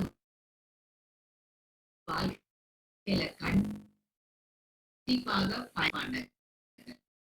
மண்பாண்டங்கள் கழுவுவதற்கு, அதை தூய்மைப்படுத்துறதுக்கு சில முறைகள் இருக்கு. அத வந்து நம்ம எப்படி எடுக்கலாம் அப்படின்னா, கிராமப்புறங்கள்ல இப்ப வந்து அது யாரும் அதை முறையா செய்யறது கிடையாது. கிராமப்புறங்கள்ல அந்த மண் பானைகளை, மண் சட்டிகளை எப்படி தூய்மைப்படுத்துவார்கள்னா, அது உள்ள திரும்ப மண் போடுவாங்க. மண்ணை போட்டு தண்ணீரை ஊற்றி அதை வந்து கலக்கிதான் வந்து என்ன பண்ணுவாங்கன்னா அதை தூய்மைப்படுத்துவார்கள் மண்பாண்டத்தை. கைய வச்சு நம்ம வந்து தேய்க்கிறதோ வேற பொருளை வைத்து நம்ம அது மண்ணுல வந்து வேற எந்த ஒரு அழுக்கும் வந்து அவ்வளவு சீக்கிரத்துல வராது. அதுதான் வந்து நமக்கு ரொம்ப உடலுக்கு ஆரோக்கியமான விஷயம் வந்து அதுதான். மண் பானையை தூய்மைப்படுத்துவதற்கு திரும்ப சில களிமண்ண உள்ள போட்டு, சில ஆற்று மண்ணை உள்ள போட்டு, அதை தண்ணீர் விட்டு அத குலுக்கிதான் வெளிய கொட்டிதான் அத வந்து தூய்மைப்படுத்துவார்கள். கைய உள்ள வச்சு நம்ம வந்து அத தேய்ச்சு நம்ம அத தூய்மைப்படுத்துறோம்னா, அந்த மண் வந்து சூடாகிவிடும் அப்படின்ற ஒரு நம்பிக்கை இருந்தது. அது வந்து ஒரு அறிவியல் ரீதியாகவே அவங்க வந்து அத உணர்ந்திருந்தாங்க. ஆதி மனிதன். அத வந்து அப்படிதான் எப்படி வந்து முள்ளை முள்ளால் எடுப்பது அப்படின்னு சொல்லுவாங்க. முள்ளை வந்து இன்னொரு முள் வைத்து தான் அதை எடுக்க வேண்டும். முள்ளு கால்ல குத்திச்சு நம்ம ஒரு பஞ்சு வைத்து நம்ம எடுக்க முடியாது. வேற ஏதோ ஒரு பொருள வைத்து எடுக்க முடியாது. அது பக்கத்துல ஒரு கீறல் ஒண்ணு போட்டு அந்த முள்ளை வைத்து இன்னொரு முள்ளை எடுக்கிறது. அது போலதான் மண்பாண்டங்களை தூய்மைப்படுத்துறது அப்படின்றது. இன்னொன்னு இந்த மண் பாண்டங்கள் எல்லா சடங்குகள்லயும் வருது. ஒரு குழந்தை பிறப்பதாகட்டும், கடைசியாக அந்த ஈம சடங்காகட்டும், அந்த மண் வந்து கூடவே வருது. அந்த மண் கூடவே வர்றது என்ன காரணம் அப்படின்னா, மனிதனுடைய உடல் வந்து எங்கதான் போகுது? மண்ணுக்கு தான். இப்ப பானை, மண் பாண்டங்கள் செய்யறாங்க. அது உடைந்தா திரும்ப மண்ணுதான். மறுபடியும் அந்த மண்ணுல ஒரு பாண்டத்தை செய்யலாம். மறுபடியும் அது உடைத்தால் மண்ணுதான். மண்ணிலிருந்து கிடைக்கப்பெற்றது மண்ணுக்கே திரும்புகிறது அப்படின்னு ஒரு வாழ்க்கை தத்துவத்தை இந்த மண்பாண்ட கலை நமக்கு சொல்கிறது. அது மட்டும் இல்லாமல் இந்த மண் அப்படின்ற அந்த பொருள் வந்து ஒரு பாதுகாக்கணும். அத வந்து நம்ம ஒரு கையில தூக்கிடுவோம். ஒரு கையில ரொம்ப நம்மளை விட அது எவ்வளவு எடை கூட இருந்தாலும் ஒரு கையில தூக்குறதுக்கு முயற்சி செய்யும். ஆனா அந்த ஒரு மண் கலசத்தை வந்து 2 கையில தான் நம்ம வந்து தூக்குவோம். மண் ஏதோ ஒரு சின்ன பொருளா இருந்தா கூட அத ரொம்ப ஜாக்கிரதையா நம்ம வந்து கையாளுவோம். அப்ப அந்த மண் வந்து எதை நமக்கு கற்றுக் கொடுக்கிறது என்றால், எல்லா பொருள்களையும் நம்ம மதிக்கணும். எல்லா பொருள்களுக்கும் ஒரு மதிப்பு உண்டு. அது மண்ணாகவே இருக்கட்டும். அதுக்கு வந்து ஒரு மதிப்பு உண்டு. உடைந்த பானையை திரும்ப என்ன பண்ண முடியாது? ஒட்ட வைக்க முடியாது. அத முழுவதுமாக உடைத்து விட்டு மறுபடியும் அத வந்து செய்யலாமே ஒழிய, உடைந்ததை, கீறல் விழுந்ததை மறுபடியும் ஒட்ட வைக்க முடியாது. இதெல்லாம் நமக்கு வந்து நல்ல ஒரு வாழ்க்கை நெறியை, வாழ்க்கை கோட்பாட்டை, வாழ்க்கை தத்துவத்தை நமக்கு கற்றுக் கொடுப்பதாக இருக்கிறது. மண் அப்படின்றது. அது வந்து எல்லா சடங்குகள்லயும் ஒரு பெண் பிள்ளை சடங்கானாலும் அத வந்து மண் கலசத்துல குடுக்கணும் அப்படின்றது இருக்கு. ஒரு தாய்மை அடைந்தாலும் மண் கலசத்துல தண்ணீர் கொடுக்கணும் அப்படின்றது இருக்கு.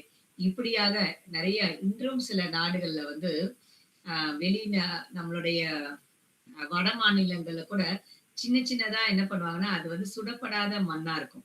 அதுல தான் வந்து நமக்கு அந்த குடிநீர் அந்த தேநீரோ, நம்ம குடிக்கிற அந்த ஆகாரத்தை ஊற்றி குடித்துவிட்டு உடனே அதை உடைத்து விடுவார்கள். சில கிராமங்கள்ல, வடநாடுகள்ல இன்றும் இருக்கிறது. ஆனா வந்து அதுதான் ஆரோக்கியமானது. இன்று நம்ம பயன்படுத்துற இந்த மற்ற பொருட்கள் எல்லாமே நம்ம இன்னைக்கு ரொம்ப நெகிழி பொருட்கள பயன்படுத்துறோம். அத தவிர வேற உலோகங்கள்ல ஆன பொருட்கள பயன்படுத்துறோம். இதெல்லாம் விட ரொம்ப ஆரோக்கியம் தரக்கூடியது. ஆயுசு நீண்டு எல்லார் வீட்லயும் எவ்வளவு ஆடம்பரமான பொருள் இருந்தாலும், குடிப்பதற்காக நம்ம பயன்படுத்தக்கூடியது அந்த மண் அப்படின்றது நம்ம பார்க்கிறோம். அது மட்டும் இல்லாம எந்த சமையலா இருந்தாலும் எந்த பாத்திரத்திலயும் நம்ம செஞ்சிடலாம். ஆனா அந்த கீரை என்ற ஒரு உணவு இருக்கிறது. அந்த கீரை என்பது என்னன்னா இயற்கை உணவு நமக்கு மூலிகையாக நம்மளுடைய சித்தர்கள் நமக்கு இயற்கை மருத்துவத்தை கற்றுக் கொடுத்திருக்கிறார்கள் நம்மளுடைய ஆதி தமிழர்கள். அது எல்லாமே வந்து ஒரு கீரை வகைதான். எதை எடுத்தாலும் நமக்கு வந்து எந்த ஒரு இலையானாலும் அதுல ஒரு மருத்துவ குணம் இருக்கு அப்படின்றத பாக்குறோம். எந்த சமையலை நம்ம வேற எந்த பாத்திரத்துலனாலும் செய்யலாம். ஆனா அந்த கீரை என்ற அந்த உணவு மட்டும் மண் சட்டியில தான் செய்யணும்னு ஒரு வரைமுறை இருக்கு. இன்னைக்கும் எவ்வளவு வசதியா இருந்தாலும் எவ்வளவு நாகரீகம் அடைந்த ஒரு சமையலறையா இருந்தாலும் கண்டிப்பா நம்ம வீடுகள்ல எல்லார் வீடுகள்ல என்ன இருக்கும்? ஒரு மண்பாண்டம் இருக்கும். அதே மாதிரி அந்த மண்பாண்டங்கள் நம்ம பயன்படுத்துற அந்த குடுவை, இப்போ கரண்டின்னு சொல்லுவோம். அது வந்து ஒரு மரத்தால ஆன ஒரு மத்தோ, அப்படிதான் நம்ம பயன்படுத்துவோம். என்னன்னா, அதுதான் அந்த பாத்திரத்துக்கான பாதுகாவல். அது வந்து எளிதாக உடைந்து போகாது அப்படின்னு. அது மட்டும் இல்லாம பக்தி இலக்கியங்கள்ல பார்த்தாலும், அந்த மண் பாண்டங்கள் அதிகப்படியாக பயன்படுத்தப்படுகிறது. பக்தி இலக்கியத்துல முக்கியமா நம்ம பார்க்கிறது வந்து விளக்குகள். விளக்குகள் எல்லாமே ஒரு மண்பாண்ட கலைகளுடைய ஒரு விரிவாக்கம் அப்படின்னு தான் பார்க்கிறோம். மண்பாண்ட கலைகளுடைய ஒரு விரிவாக்கம் தான் அந்த இன்றும் கோவில்கள்ல நம்ம வந்து விளக்கு ஏற்றுவதற்கு இப்ப அது கூட ரொம்ப நாகரீகமா நமக்கு வேற மாதிரியான விளக்குகள்லாம் வருது.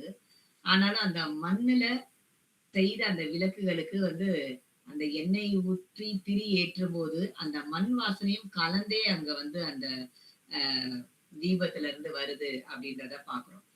அப்போ இந்த மண் அப்படின்றது பக்தி இலக்கியத்துல மிகவும் நமக்கு வந்து நெருக்கமான ஒரு முக்கியமான ஒரு பொருளாக அந்த மண் வந்து பயன்படுத்தப்படுகிறது. இன்னும் நம்ம வந்து சில அறிவியல் பூர்வமா பார்க்கணும்னா நிறைய இருக்கு. அதுல வந்து கைகளால வடிவமைத்தது, அடுத்தது சக்கரத்தோடைய இதுவால சக்கரத்தோடைய உதவியால பண்றது. அதுக்கெல்லாம் ஒரு ஒரு பெயர்கள் கூட சொல்றாங்க. வீசுதல் அப்படின்னு சொல்றாங்க. வீசுதல் என்று அழைக்கப்படும் ஒரு செயல்முறையாம். அது வந்து என்னன்னா களிமண்ணால் ஒரு சுழல் மேடையில் நடுவில் சக்கரத்தலை என்ற பகுதியில் வைக்கப்படும். அந்த சக்கரம் இருக்கிறதுக்கு அது நடுவுல வந்து ஒரு பெயரை சொல்றாங்க. சக்கரத்தலை அப்படின்னு சொல்றாங்க. அது மேல மண்ணை வைக்கிறது. அந்த மெத்தட் அந்த ப்ராசஸ் அந்த முறைக்கு என்ன நம்ம சொல்றாங்க அப்படின்னா வீசுதல் அப்படின்னு சொல்றாங்க. இது வந்து என்னன்னா ஒரு மெல்லிய மண்ணை கூட ஒரு திடமான பொருளாக மாற்றக்கூடிய அந்த தன்மை வந்து அந்த சக்கரத்திற்கு உண்டு. எத்தனையோ பொருள் இருந்தாலும் அந்த சக்கரத்துல போட்டு செய்யற மட்பாண்டங்கள் தான் வந்து மிகவும் திடமாக இருக்கும் அப்படின்லாம் சொல்றாங்க. இப்போ மண் வந்து வெறும் அந்த வட்ட வடிவமாக இல்லாமல் அதுக்கப்புறம் தட்டை வடிவமாக செய்யறது, ஒரு உணவு வைத்து சாப்பிடக்கூடிய ஒரு தட்டாக ஒரு தாழியாக பயன்படுத்துவது, இப்படியாக வெவ்வேறு விதத்துல மனிதன் வந்து செஞ்சிருக்கான் அப்படின்றத நம்ம பார்க்கிறோம். அதே போல எத்தனை அந்த சீதன பொருள் கொடுத்தாலும் ஒரு அகல் விளக்கு கொடுப்பது இன்றும் கிராமப்புறங்கள்ல நகர்ப்புறங்கள்ல இருக்கான்னு தெரியல. சில கிராமப்புறங்கள்ல இந்த வழக்கம் இருக்கு. எத்தனை விலை உயர்ந்த பொருள் வெள்ளியோ, வெள்ளி பொருட்களோ, தங்கச்சி பொருட்களோ, அணிகலன்களோ கொடுத்தாலும் ஒரு அகல் விளக்கு வந்து கொடுக்கறதுக்கு மிகவும் ஒரு வழக்கமாகவே நமக்கு வந்து கொடுக்கப்பட்டிருக்கு.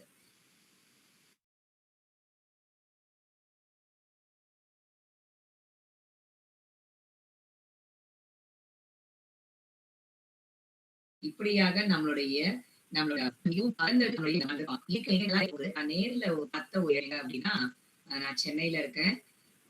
பழவேற்காடு அப்படின்ற இடங்கள்ல இன்றும் அந்த குயவர்கள் என்ற அந்த இனத்திற்கு அவர்களுடைய தொழில் பாரம்பரியமாக இந்த மண் பாண்டங்கள் செய்து விற்பனை செய்வதுதான். ஆனா அவர்களுக்கெல்லாம் அந்த வாழ்வாதாரம் மிகவும் குறைவானதாக தான் இருக்கு. வாழ்வாதாரம் என்று சொல்லும்போது இப்போ சில நாட்களாக மக்களிடையே சில விழிப்புணர்வு வந்திருக்கு. மட்பாண்டங்களை பயன்படுத்தணும், மண்ணுல சமைக்க மண்சட்டிகள்ல வந்து சமையல் செய்யணும், குழம்பு வைக்கணும், ரசம் வைக்கணும், தயிர் உரை ஊற்றி வைக்க வேண்டும். அதெல்லாம் வந்து உடலுக்கு நல்லது. மற்ற பொருட்களை காட்டிலும் மற்ற பொருட்களை பயன்படுத்தும் போது புற்றுநோய் போல சில நோய்கள் வருகிறது. அப்போ மட்பாண்டங்களை பயன்படுத்தணும் அப்படின்னு சொல்லி அவங்க சொன்னது வந்து இப்ப சில நாட்களா சில விழிப்புணர்வு ஏற்பட்டிருக்கு மக்களிடையே.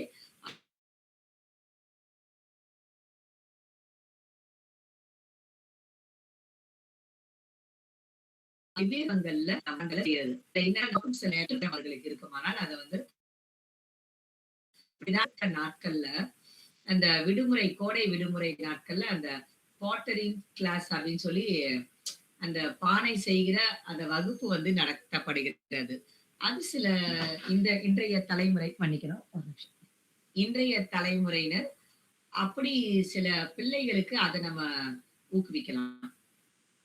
நம்ம வந்து ஊக்கப்படுத்தலாம். பிள்ளைகளுக்கு இதை பயன்படுத்தணும். மற்ற பொருட்களை வாங்கி கொடுப்பதை பார்க்கலாம் வீட்டுல வந்து ஒரு பாதுகாப்பு மக்களுக்கு பிள்ளைகளுக்கு ஏற்படும் ஒரு பொருளை வந்து பத்திரமாக எடுக்க தெரியணும் அப்படின்னா அது மட்பாண்டங்களை நம்ம வீட்டுல வந்து ஒரு சின்ன சின்ன ஒரு கிண்ணமா இருக்கட்டும், ஒரு தட்டா இருக்கட்டும், வீட்ல பிள்ளைகளுக்கு ஏதோ ஒரு தின்பண்டம் நம்ம சாப்பிட குடுக்குறோம்னா, அது வந்து மண்ணால் ஆன ஒரு கலத்துல குடுக்கும்போது, பிள்ளைகள் அதை எப்படி தூக்கணும், எப்படி அத வந்து கையாளணும்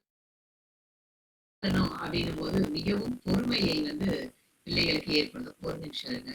இது பேட்டரி போற மாரி இருக்கு. சார்ஜ் மட்டும் நான் போட்டுக்கிறேன்.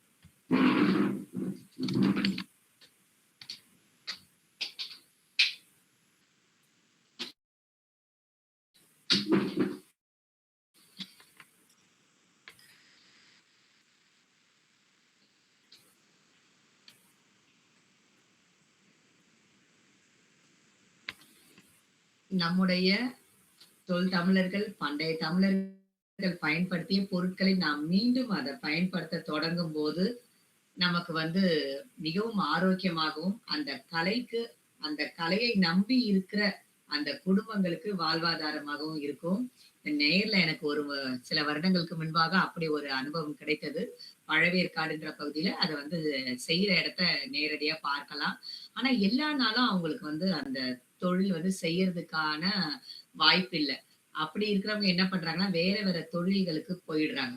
அப்படி வேற தொழில்களுக்கு போகும்போது என்ன ஆகுது, அதுல வர வருவாயை காட்டிலும் இதுல அதிகமா இருக்கே அப்படின்னு சில பேருக்கு அந்த மனசோர்வு அப்படிப்பட்ட விஷயங்கள்லாம் இருக்கு. இன்றைய காலகட்டத்துல நம்ம இந்த தமிழ்நாடு தினத்தை முன்னிட்டு இப்படி ஒரு கருத்தரங்குல நம்ம இத பத்தி இந்த ஒரு மண்பாண்ட கலைகள பத்தி நம்ம பேசும்போது, நம்ம கொடுத்து வாங்குற நம்ம கொடுத்து விலை குறைவா இருக்கோ, அதிகமா இருக்கோ, அந்த மண்பாண்டங்கள் வாங்குற இடத்துல நம்ம வந்து அந்த பொருட்கள வாங்கி அத பயன்படுத்தும்போது, நம்மளுடைய உடலும், உள்ளமும் ஆரோக்கியமா இருக்கும். தமிழருடைய மிகப்பெரிய ஒரு தமிழனுடைய ஆகச்சிறந்த கண்டுபிடிப்பாக மட்பாண்டங்கள் இருந்திருக்கு. அறிவியல் பூர்வமா நெறைய தகவல்கள நம்ம பார்க்கலாம். நான் கொஞ்சம் அந்த இலக்கியத்தோட சேர்த்து சொல்லணும் அப்படின்றதுக்காக சித்தர் பாடல்கள்லாம் சொன்னேன். அ அப்பத்துல இருந்தே வந்து நம்மளுக்கு வந்து மட்பாண்டங்கள ஒரு உயிரோட நம்மளுடைய உடல் பொருள் ஆவியோட ஒப்பிட்டு சொல்லியிருக்காங்க அப்படின்னு பார்க்கும்போது, எந்த அளவுக்கு மட்பாண்டங்கள் நம்மளுடைய மனித வாழ்வுல 2 கலந்திருக்கு அப்படின்றத நம்ம வந்து பார்க்கிறோம். இந்த கருத்தரங்களை இவ்வளவு நேரம் கிட்டத்தட்ட 1 மணி நேரம் ஆயிருக்குன்னு நினைக்கிறேன். தொடங்குன நேரத்துல இருந்து. இதுல நான் இப்ப பேசுனதுல ஏதாவது உங்களுக்கு சந்தேகங்கள் இருந்தா கேட்கலாம். ஒரு 5 நிமிடம். இந்த கருத்தரங்கை முடித்துக் கொள்ளலாம். ஒரு 5 நிமிடம் ஏதாவது நான் பேசுனதுல புரியலையோ, அல்ல ஏதாவது சந்தேகமோ, அல்ல வந்து உங்களுக்கு தெரிந்த விஷயங்களோ நெறைய ஏதாவது இருந்தா பகிர்ந்து கொள்ளலாம்.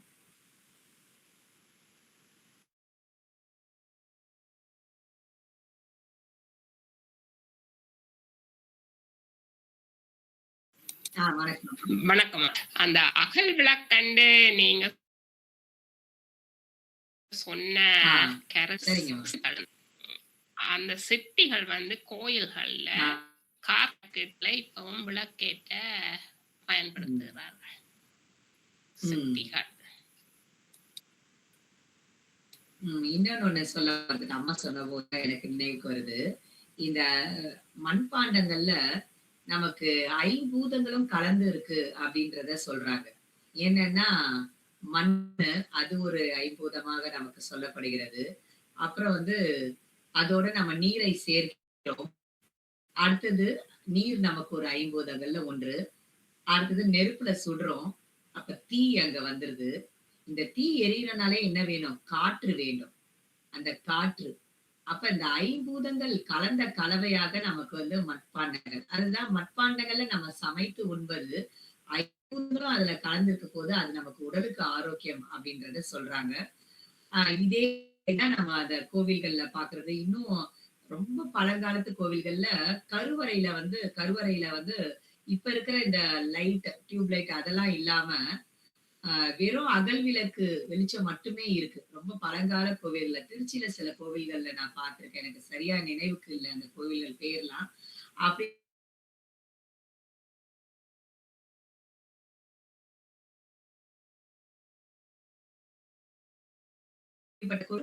அகல் விளக்கு வெளிச்சத்துலதான் சாமியோடைய அந்த சிலை வந்து நமக்கு கண்ணுக்கு தெரியும். அப்போ அந்த அகல் விளக்கு வந்து எப்பவுமே நல்லது. நம்மளுடைய அந்த புராதனமான அந்த கோவில்களுடைய கட்டிட அமைப்புக்கு நல்லது அப்படின்றதையும் பார்க்கலாம்.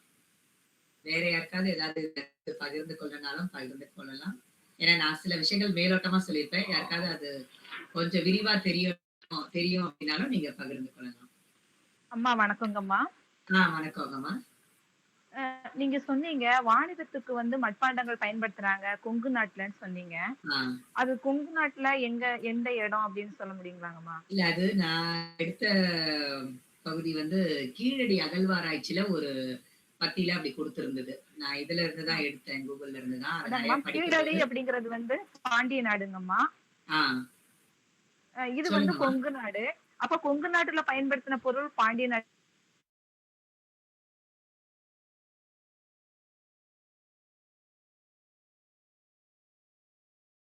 அந்த காலகட்டத்துல இப்ப ஒரு திராட்சை ரசம் செய்யறாங்க.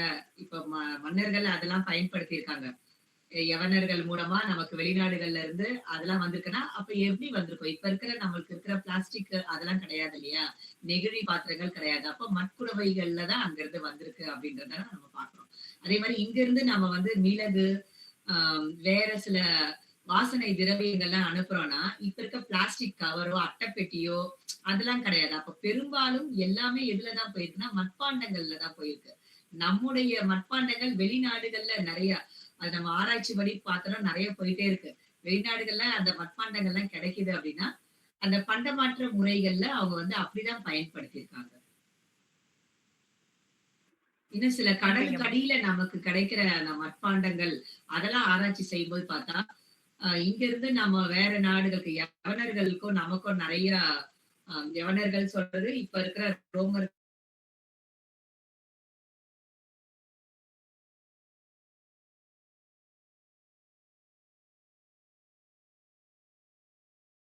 அந்த ஒரு விபத்து ஏற்பட்டுருச்சுன்னா அது அப்படியே கடல்ல மூழ்கிடும் இல்லையா? அதெல்லாம் இன்னைக்கு நமக்கு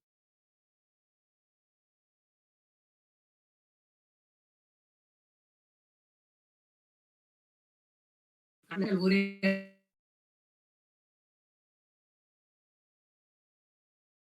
இடத்துல ஒரு உதாரணம் சொல்லணும்னா இப்ப கேரளால கூட அந்த நிலச்சரிவுலாம் ஏற்படும் போது ஒரு இடத்துல இறந்தவர்களுடைய உடலானது ரொம்ப சில கிலோமீட்டர் தள்ளி நமக்கு கிடைக்குது இல்லையா? அப்படிதான் நம்ம அதை எடுத்துக்கணும். கொங்கு நாட்டுல பயன்படுத்தினது நமக்கு வந்து இங்க இருக்கு அப்படின்றத சொல்றாங்க. கீழடியில கிடைக்க பெற்றது அப்படின்னு நமக்கு தகவல் கிடைக்குது. இது எல்லாமே ஒரு ஆராய்ச்சி தான். ஆராய்ச்சியில சில அந்த ப்ராசஸ் நான் சொன்னது ஒரு ப்ராசஸ் தான். இது மாதிரி நிறைய இருக்கு. நமக்கு சாதாரணமா நம்ம கூகுள்ல இத பத்தி நம்ம ஆராய்ச்சி செய்யணும்னு போனாலே ரேடியோ கார்பன் ப்ராசஸ்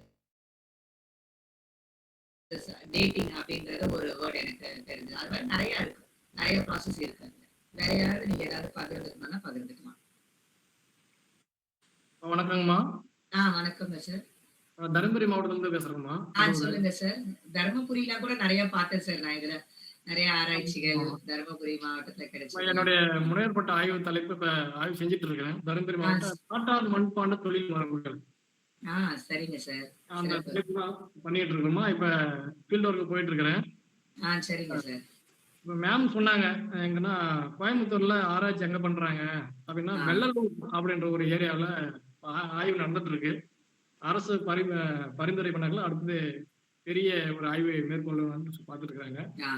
இன்னொன்னு பாத்தீங்கன்னா திருப்பத்தூர் மாவட்டத்துல இப்ப புதுசா வந்த திருப்பத்தூர் மாவட்டத்துல காரப்பட்டு பகுதியில ஒரு ஆய்வு மேற்கொண்டு இருக்காங்க. அதுல நிறைய மண்பாண்டங்கள் ஓடுகள்லாம் நிறைய கிடைச்சிருக்குது. நீங்க பேசலாமே சார். இல்ல சார், இந்த தலைப்பு உங்ககிட்ட கொடுத்தா நீங்க நல்லா பேசலாமே. எத்தனை மணி நேரம் நல்லா பேசலாம் உங்க ஆய்வு தலைப்பு. நீங்க சொன்னது போல அந்த 10ஆம் கிமு 1000 முதல் 300 வரை இந்த நூற்றாண்டு சேர்ந்த காலகட்டத்துல இருந்த அந்த மண்பான ஆய்வுகளுமே இந்த திருப்பத்தூர் காரப்பட்டு பகுதியில இருக்கிறதா ஒரு ஆய்வு நமக்கு கிடைச்சிருக்குது. சரிங்க சார். இது மட்டும் இல்லாம என்னுடைய ஆய்வுல பார்க்கும்போது பாத்தீங்கன்னா தமிழ்நாட்டிலே சிறப்பு வாய்ந்ததுன்னா அந்த மண்ணால் செய்யப்பட்ட அடுப்பு, மண்ணடுப்பு சொல்லுவாங்க. மண்ணடுப்பு அது நிறைய வகைகள்லாம் இருக்கு. அதெல்லாம் பாத்தீங்கன்னா பெண்ணாகரம் அந்த பகுதியில நல்லராம்பட்டி அப்படின்ற ஒரு கிராமத்துல ஒரு கிராமமே வந்து ஃபேமஸா வந்து அந்த பானை செஞ்சுட்டு இருக்காங்க. பானை பிளஸ் அந்த மண் அடுப்புலாம் செஞ்சுட்டு இருக்காங்க. என்னுடைய ஆய்வுகள் இலக்கியத்திலையும் பிளஸ் இது ஃபீல்டு ஒர்க்லையுமே போயிட்டு இருக்கு. நான் பாத்தீங்கன்னா சிஎம்ஆர் ஃபெலோஷிப்ல இது படிச்சுட்டு இருக்கேன். சரிங்க சார். இதுல கண்டிப்பா. எனக்கு என்ன ஒரு ஐயம் அப்படின்னா, இப்ப வந்து மண்பானையுடைய சமையல் அல்லது நம்ம சில்வர் பாத்திரம்லாம் பயன்படுத்துறோம். இது 2க்கான அந்த உணவு முறை வித்தியாசம் என்ன? இதுதான் என்னுடைய உணவு ஆய்வுடைய தீர்வா எடுக்கலான்ற என்னுடைய முடிவு. சரிங்க சார். இதுல என்னன்னாக்கல அங்க வந்து டைரக்டர்ல வந்து என்ன ஏத்துக்க மாட்டேன்றாங்க. இதுக்கான தீர்வு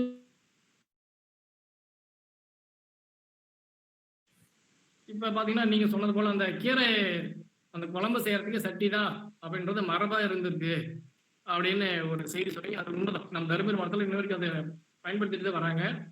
அப்ப இப்படிலாம் இருக்கும் பொழுது, ஏன் வந்து இது வந்து தமிழ் வந்து ஒரு ஒரு வழக்காறு தானே. இது எப்படி நீங்க சயின்ஸ்ல பொருத்தி பார்ப்பீங்க? வாய்வழியா எப்படி நீங்க சமூகத்துக்கு பயன்படும் அப்படின்ற மாதிரி மோட்டிவேஷன் பண்றாங்க. அதனால இது ஆய்வு வந்து எந்த நோக்கத்தில் கொண்டு போலாம் அப்படின்ற மாதிரி ஒரு கருத்து சொன்னீங்கன்னா நல்லா இருக்கும். இதுல வந்து உண்மையிலேயே சார் ஒவ்வொரு காயும் சரி, கீரையும் சரி, இப்ப வந்து கீரைன்னு எடுத்துக்கிட்டா கத்திலே வெட்டக்கூடாதுன்னு தான் சொல்லுவாங்க. வீடுகள்ல நம்ம பாட்டிங்க, தாத்தா காலத்துல என்ன பண்ணுவாங்கன்னா கையில தான் கிள்ளுவாங்க. உண்மையிலேயே அந்தந்த பொருளுக்கு தேவையான பாத்திரத்துலதான் செய்யணும். இது நிறைய ஆய்வுகள் இருக்கும் சார். நான் கொஞ்சம் விசாரிச்சு வேணா நான் சொல்றேன். இந்த மண்பாண்டல எனக்கு தெரிஞ்சு யாரும் பண்ணலன்னு நினைக்கிறேன் PhD. நான் விசாரிச்சு சொல்றேன் சார். கண்டிப்பா உங்களுக்கு நான் கைட் பண்ண முடியும். சரி சரி. நீங்க உங்களுடைய கேள்வி எனக்கு இன்னொரு முறை தெளிவா சொல்லுங்க. உங்களுடைய சந்தேகத்தை PhD-க்கான உங்களுடைய சந்தேகத்தை மட்டும் எனக்கு கரெக்டா சொல்லுங்க. பாத்தீங்கன்னா நான் வந்து அந்த உணவு முறைக்கும் சில்வர் பாத்திரத்துக்குள்ள வித்தியாசம் என்ன, சிக்கலுக்கான தீர்வு, இது ஒரு மையம். அப்புறம் பாத்தீங்கன்னா இந்த மண்பாண்டையில செய்யறதுனால என்ன நன்மைகள், மண்பாண்டத்தில் தண்ணியில வைக்கிறோம், ஏன் கோடை காலத்துல மட்டும் வைக்கிறோம், அதனால நன்மைகள். நம்ம தருமபுரி மாவட்டத்தில் பாத்தீங்கன்னா இருவாசால் அப்படின்ற ஒரு இது மண்பாண்டம் இருந்துச்சு, பயன்படுத்திருந்தாங்க. இப்ப தற்காலத்தில் பயன்படுத்துறதுல அது கிட்டத்தட்ட பாத்தீங்கன்னா அந்த தாளிகள் அந்த வடிவமே கொண்டிருக்கும். அதெல்லாம் உணவை பயன்படுத்தி வச்சிருந்தாங்க. இப்ப வந்து நான் அதுக்கான தீர்வு சொல்லும் போது பாத்தீங்கன்னா வாய்வழியா சொல்ற தீர்வு நம்ம எப்படி எடுத்துக்கொள்வீங்க? இல்ல சார், இது வந்து நம்ம ப்ரூவ் பண்ணலாம் சார். இப்போ மண்பானையில நம்ம தண்ணி ஊத்தி வைக்கும் போது சின்ன சின்ன தூசு, மண்ணு அதெல்லாம் வந்து மண் வந்து இழுத்துரும். சுத்தமான தண்ணியை தான் நம்ம கொடுக்கறோம். இப்ப நம்ம வாட்டர் பியூரிஃபையர் யூஸ் பண்றோம் வீட்டுல.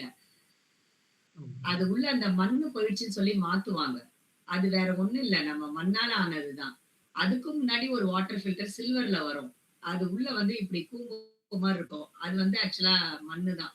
நம்ம ஊத்தி வைக்கிற தண்ணியில இருக்க கெட்ட பாக்டீரியாஸ அதை இழுத்துக்குது அப்படின்றத ப்ரூவ் பண்ண பிறகுதான் நம்மளுடைய RO-ல நம்ம யூஸ் பண்றதுலயும் அது உள்ள இருக்க பேட்டரியில வந்து ஒரு விதமான மண்ணு தான் அது. இப்போ எடுத்து பாப்பாங்க இல்லையா, கருப்பாயிடுச்சு அப்படின்னு சொல்லி மாத்துவாங்க.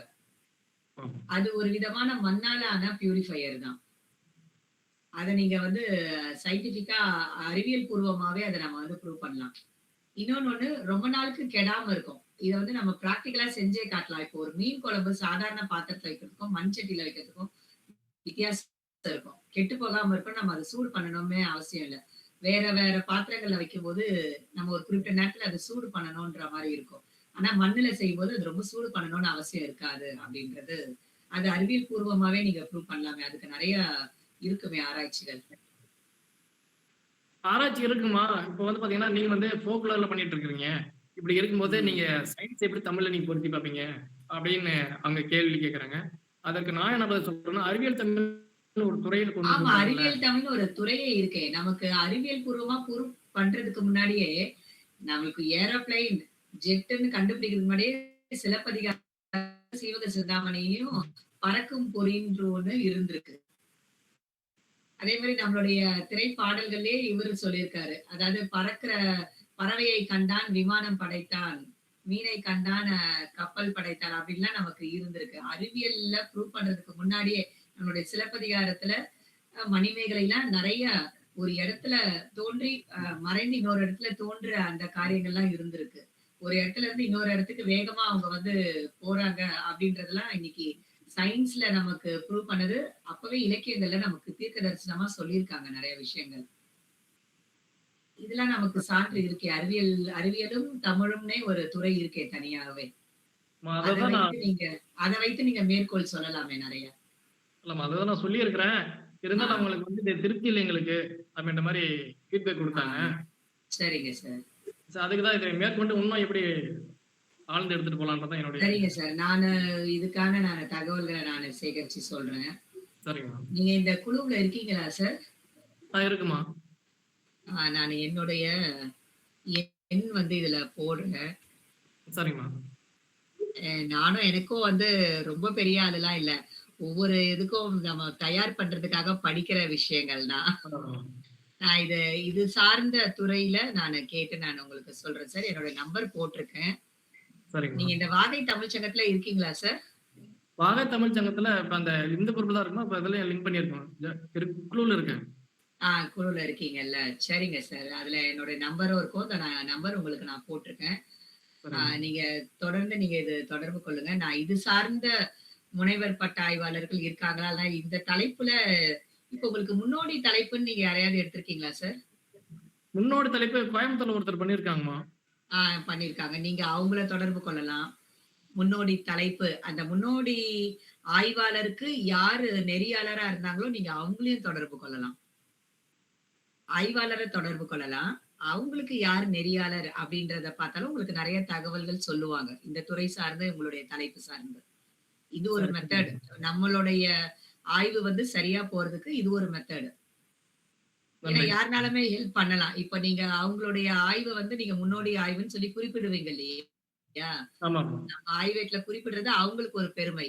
அப்போ இவங்க மூலமா இந்த தகவல் சேர்த்து இப்ப எல்லாத்துலயுமே நம்ம பின் இணைப்போம். நம்மளுடைய ஆய்வு முடிஞ்ச பிறகு இத்தனை பக்கங்களுக்கு நம்ம ஆய்வேடுன்னு கொடுத்த பிறகு பின் இணைப்புல நம்ம அவங்களோட நீங்க நேர்காணல் பண்ற மாதிரி ஒரு புகைப்படத்தை போட்டு கேள்விகள் சில கேட்டு சொல்ற மாதிரி இதெல்லாம் வந்து ஆய்வு இன்னும் மேம்படுத்தும். இதெல்லாம் ஒரு என்னன்னா ஒரு சின்ன சின்ன டிப்ஸ் நம்மளுடைய ஆய்வடி இன்னும் சிறப்பா இருக்கிறதுக்கு. சரிங்க. வேற இப்ப நீங்க எந்த பல்கலைக்கழகம் சார்? பெரியார் பல்கலைக்கழகம். பெரியார் பல்கலைக்கழகம். இப்போ நீங்க அந்த பெரியார் பல்கலைக்கழகத்தை தவிர்த்து வேற பல்கலைக்கழகத்திலயும் நீங்க பார்க்கலாம். ஆய்வு தலைப்புகள்ல உங்களுடைய தலைப்பை ஒட்டி யாராவது பண்ணிருக்காங்களா அப்படின்ற மாதிரி. என்னுடைய நிலைய காலகட்டமா அறிவியலும் தமிழும் நிறைய மாணவர்களுக்கே ஒரு செமஸ்டருக்கே பாடம் வந்து அறிவியலும் தமிழும்ன்றது இருக்கு. என்னன்னா தமிழ் வந்து வெறும் தமிழ் மொழி கிடையாது. இப்ப அரசாங்கத்துல நமக்கு எல்லா போட்டி தேர்வுகள் தகுதி தேர்வுகள்ல தமிழ் கட்டாயமாக்கப்பட்டனால 100 மார்க்குக்கு 40 மார்க் தமிழ் எடுத்தாதான் உனக்கு கவர்மெண்ட் வேலைக்கு நம்ம எலிஜிபிலிட்டி அப்படின்னும் போது தமிழ் எல்லாருமே படிச்சிருக்கணும். தமிழ்ல வந்து தலக்குறைவா நினைக்கவே கூடாது அப்படின்றதுக்காக தான் அதை கொண்டு வந்தது.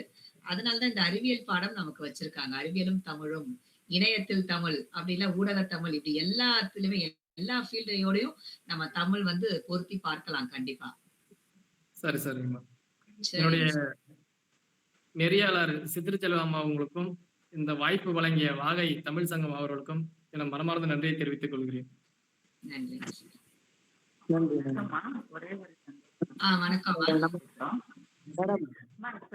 குயவர்கள் வந்து அவங்கள்ட்ட இந்த அச்சுன்றது சொல்றாங்கல்ல, பழங்காலத்துல இருந்து இருக்கு. இந்த குயவர்கள்ட்ட போனா எழுதிட்டு வருவாங்க சொல்லுவாங்க. அதுக்கும் இந்த மண்பானை இந்த மண்பாண்டங்கள் மூலமாக இருக்கக்கூடிய என்ன தொடர்பு இருக்குமா? அது எழுதுனா சரியா போயிடும் அப்படின்றது சொல்றாங்க. ஆமா, என்ன காரணம்? அது தெரியலம்மா. நானும் கேள்விப்பட்டிருக்கேன். ஆனா அது வந்து அறிவியல் ரீதியா அது பண்றனால சரியாகுமா? ஏன்னா ஒரு குளிர்ச்சிக்காக அது பண்றாங்களா என்னன்றது எனக்குமே தெரியல. மருத்துவ ரீதியா அது சரியா ஒருவேளை அது தவறு கிடையாது. அதாவது எந்த ஒரு சைடு எஃபெக்டும் கிடையாது. ஆனா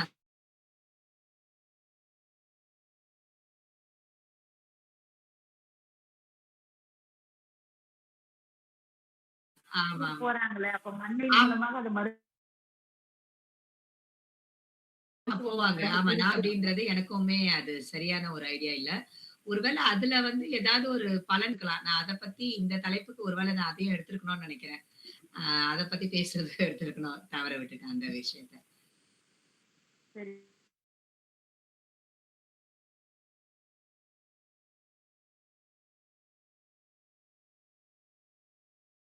விஷயம் எப்பேற்பட்ட ஆய்வாளருக்குமான்னு தெரியல. நீங்க அதை பத்தி ஏதாவது யோசிச்சிருக்கீங்களா சார்? எழுதிருக்கீங்களா? புரியலங்க மேடம்.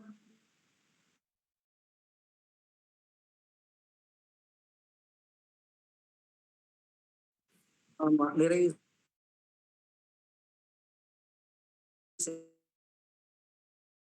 வாகை தமிழ்ச்சங்கத்துக்கு மிக்க நன்றி. எனக்கு இப்படி ஒரு பகிர்ந்து கொள்வதற்கு ஒரு நல்ல ஒரு வாய்ப்பு. இத பத்தி நிறைய படிக்கிறதுக்கு, ஏன்னா சாதாரணமா எந்த ஒரு விஷயத்த நம்ம எடுத்து எடுத்து படிக்க மாட்டோம். நம்மளுடைய அந்த உதவி ஆசிரியர் வேலைக்கு என்ன தேவையோ அதை தான் நம்ம தினந்தோறும் படிப்போம். இப்படி ஒரு விஷயத்த நம்ம பேசணும், ஒரு 1/2 மணி நேரம் 3/4 மணி நேரம் பேசணும் அப்படின்னும் போது நம்ம நிறைய படிக்கிறோம். அதுக்கு ஒரு நல்ல ஒரு வாய்ப்பு தான் இது. பகிர்ந்து கொள்வதற்கு இப்படி நிறைய பேருடைய அனுபவங்களை கேட்கறது. இப்ப மேம் கேட்ட இது விஷயம் வந்து நான் யோசிக்கல, இது தெரியும் இந்த விஷயம். ஆனா இந்த மண்பாண்ட கலைன்னு சொல்லும் போது அதையும் நான் வந்து டச் பண்ணிருக்கலாம். அதற்கான தயார் நிலையில நான் இல்ல. இது மாதிரி நம்மளுடைய குறைகள் நிறைகள் நமக்கே தெரியுது. இல்ல, பரவாயில்ல. இப்ப ஒரு மணி விஷயம் இல்ல இதெல்லாம். ஆமா ஆமா, இந்த கேள்விக்கு எனக்கே பதில் தெரியும். இப்ப நான் பேச ஆரம்பிச்சா இன்னொரு 1 மணி நேரத்துக்கு போயிரும். ஒரு லைன்ல ஆன்சர் சொல்லிருங்களேன் சார் அதுக்கு. அது என்ன பண்ண, அதுக்கு பேரு தென்பகுதியில வந்து அக்கி எழுதுறதுன்னு பேரு. ஆமா, உடல்ல வந்து ஒரு வெப்பு சார்ந்த ஒரு நோய் வரும்போது ஒரு வகையான செம்மண்ணை வந்து பயன்படுத்தி அந்த அக்கி எழுதுறத வந்து பண்ணுவாங்க. அதோடு சேர்ந்து ஒரு குளிர்ச்சி தரக்கூடிய, உடலுக்கு அந்த வெப்பு நோயை உடனடியாக போக்கக்கூடிய மூலிகை சாறுகளை அந்த மண்ணோடு கலந்துதான் நமக்கு உடல்ல வந்து எழுதுவாங்க. கூடுதலாக சில மந்திர பிரயோகங்களும் அதுல பயன்படுத்துவாங்க. அது நாட்டுப்புற வழக்காறுகள்ல அது ஒரு கண்கண்ட மருத்துவமாக இன்னைக்கும் அது நிறைய இடங்கள்ல செய்யப்படுகிறது. அதுல கொஞ்சம் சில விஷயங்கள் இருக்கு, ட்ரெடிஷ்னலா அவங்க வழக்காறுகளா பயன்படுத்தக்கூடியது. இது குடும்ப வழி மருத்துவம், அதனால அதனுடைய முக்கியமான விஷயங்களை நமக்கு சொல்ல மாட்டாங்க. அந்தந்த வழி வழியாகத்தான் அதை வந்து மரபா பின்பற்றிட்டு வருவாங்க. நம்ம ஆய்வு செய்ய முற்பட்டா கூட சில விஷயங்களை நமக்கு சொல்லுவாங்க, பர்சனலான சில விஷயங்கள் நமக்கு சொல்ல மாட்டாங்க. இப்ப இது மஞ்சக்காமாலைக்கு நீங்க தமிழ்நாடு முழுவதும் எங்க போனாலும் மருந்து கிடைக்கல, நோயையும் தீக்கணும்னா நீங்க பாபநாசம் காரையாறு மலைக்கு வரணும். அங்க வந்தீங்கன்னா அவங்க கொடுக்குற மருந்து வந்து ஒரு 3 வேளைக்கு மருந்து கொடுப்பாங்க. ஒரு ஆத்துல கொண்டு போய் உங்க கரண்ட கால அளவுக்கு தண்ணியில நிக்க சொல்லி ஒரு 10 நிமிஷம் நின்றுட்டு கொஞ்சம் தலையில தண்ணி தெளிச்சுட்டு வாங்க, வந்து நான் கொடுக்குற மருந்தை குடிங்கன்னு சொல்லுவாங்க. தீராத நோயும் ஒரு 3 நாள்ல மஞ்சக்காமாலை தீர்ந்துரும். அது ரத்தத்துல கலந்துருந்தா கூட எவ்வளவு சிவியரா இருந்தாலும் அவங்கள தூக்கிட்டு போனா காப்பாத்திடலாம். ஆஸ்பத்திரியில போய் உயிராபத்தானவங்களும் இருக்காங்க, இங்க வந்து பிழைச்சவங்களும், உயிராபத்து வந்து பிழைச்சவங்களும் இருக்காங்க. இப்ப இது எப்படி நிகழுது அப்படின்னா, தண்ணிக்குள்ள நிக்க வைக்கிறதுனால இந்த மஞ்சக்காமலை குணமாயிருதுன்னா நம்ம எல்லாருமே தொட்டி தண்ணிக்குள்ள இறங்கிடலாமே. மஞ்சக்காமலை இருக்கிறவங்க எல்லாம் நாம இறங்கினா அது நமக்கு தீரல. அப்ப அவங்க கையில அதுக்கான மருந்து இருக்கு. என்ன மருந்து அப்படின்னா நமக்கு சொல்லுவாங்கன்னா சொல்ல மாட்டாங்க. ஆனா மூலிகை மருந்து. அது மருத்துவத்துல, நாட்டு மருத்துவத்துல அவங்க சில சொல்ல முடியாத விஷயங்கள் வச்சிருப்பாங்க. அப்படிதான் இந்த அக்கி எழுதுறது அப்படிங்கிறது. அது வந்து அதுக்கு பயன்படுத்துவாங்க. கூடுதலா சில மந்திர பிரயோகங்களும் மூலிகைகளும் அதோட இணைஞ்சுதான் இந்த வெப்பு நோய் என்பது, உடல்ல வரக்கூடிய அக்கிங்கிறது நமக்கு தீரக்கூடிய ஒரு விஷயமா இருக்கு. நன்றி. நம்ம வேற கண்டிப்பா சார். பொதுவா தமிழ் பண்பாட்டு வரலாறு அப்படின்னு நம்ம பார்த்தோம்னா, நீங்க ஏற்கனவே அதை உங்களுடைய உரையில சொன்னீங்க.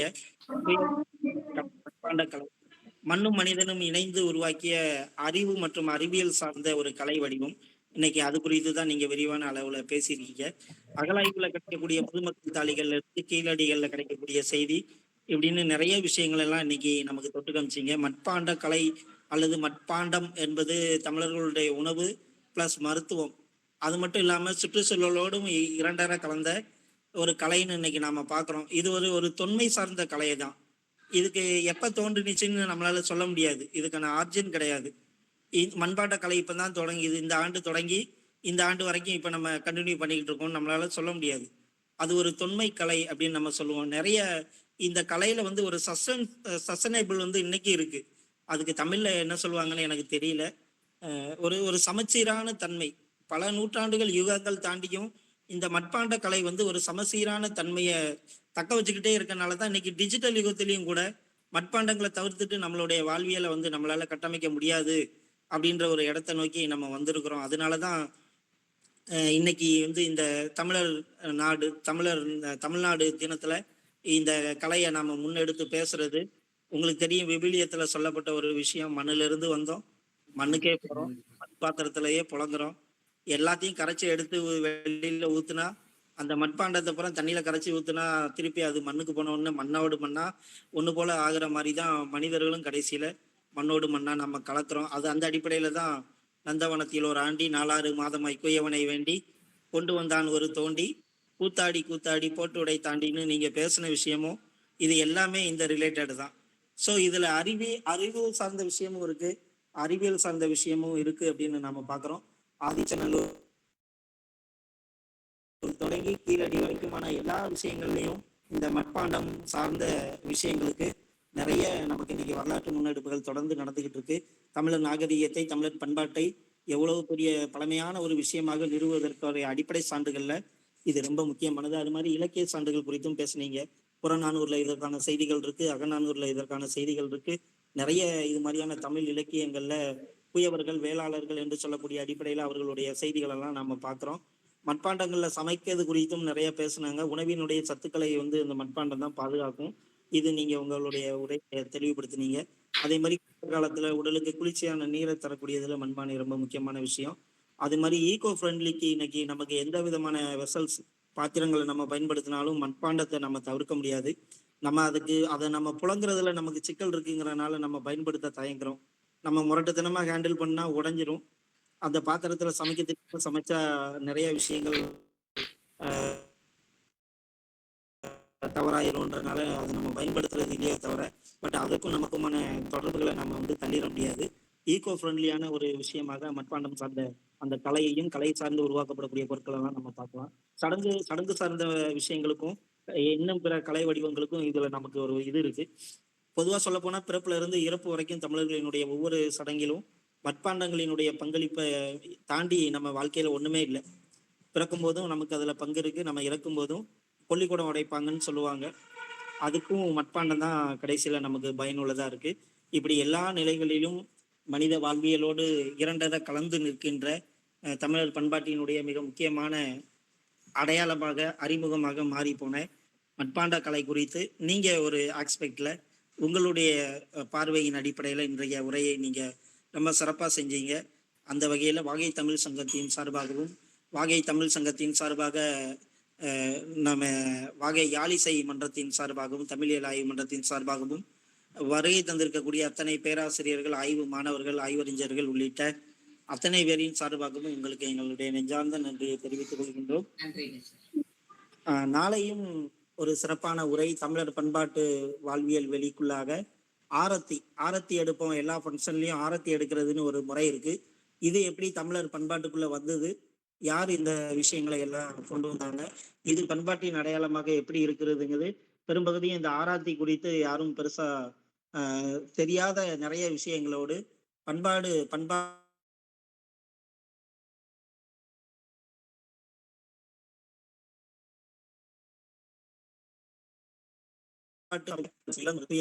நாளைக்கு ஆராத்தி குறித்து பேசுறேங்க. நாளைய உரையிலையும் அனைவரும் இது போல கலந்து கொள்ளுங்கள். நாளைய உரையிலிருந்து தொடர்ந்து 5 நாட்களுக்கு இன்றையிலிருந்து நடக்கிற எல்லா உரைகள்லையும் நீங்க முழுமையாக கலந்து கொள்ளுங்க. பின்னூட்ட படிவம் வழங்கப்பட்டிருக்கு, அந்த இதை பூர்த்தி பண்ணிருங்க. நாளைய அரங்கில் நாம சந்திக்கலாம். நன்றி, அனைவருக்கும் நன்றி. உரையாளர்களுக்கும் எங்களுடைய தனிப்பட்ட நன்றி.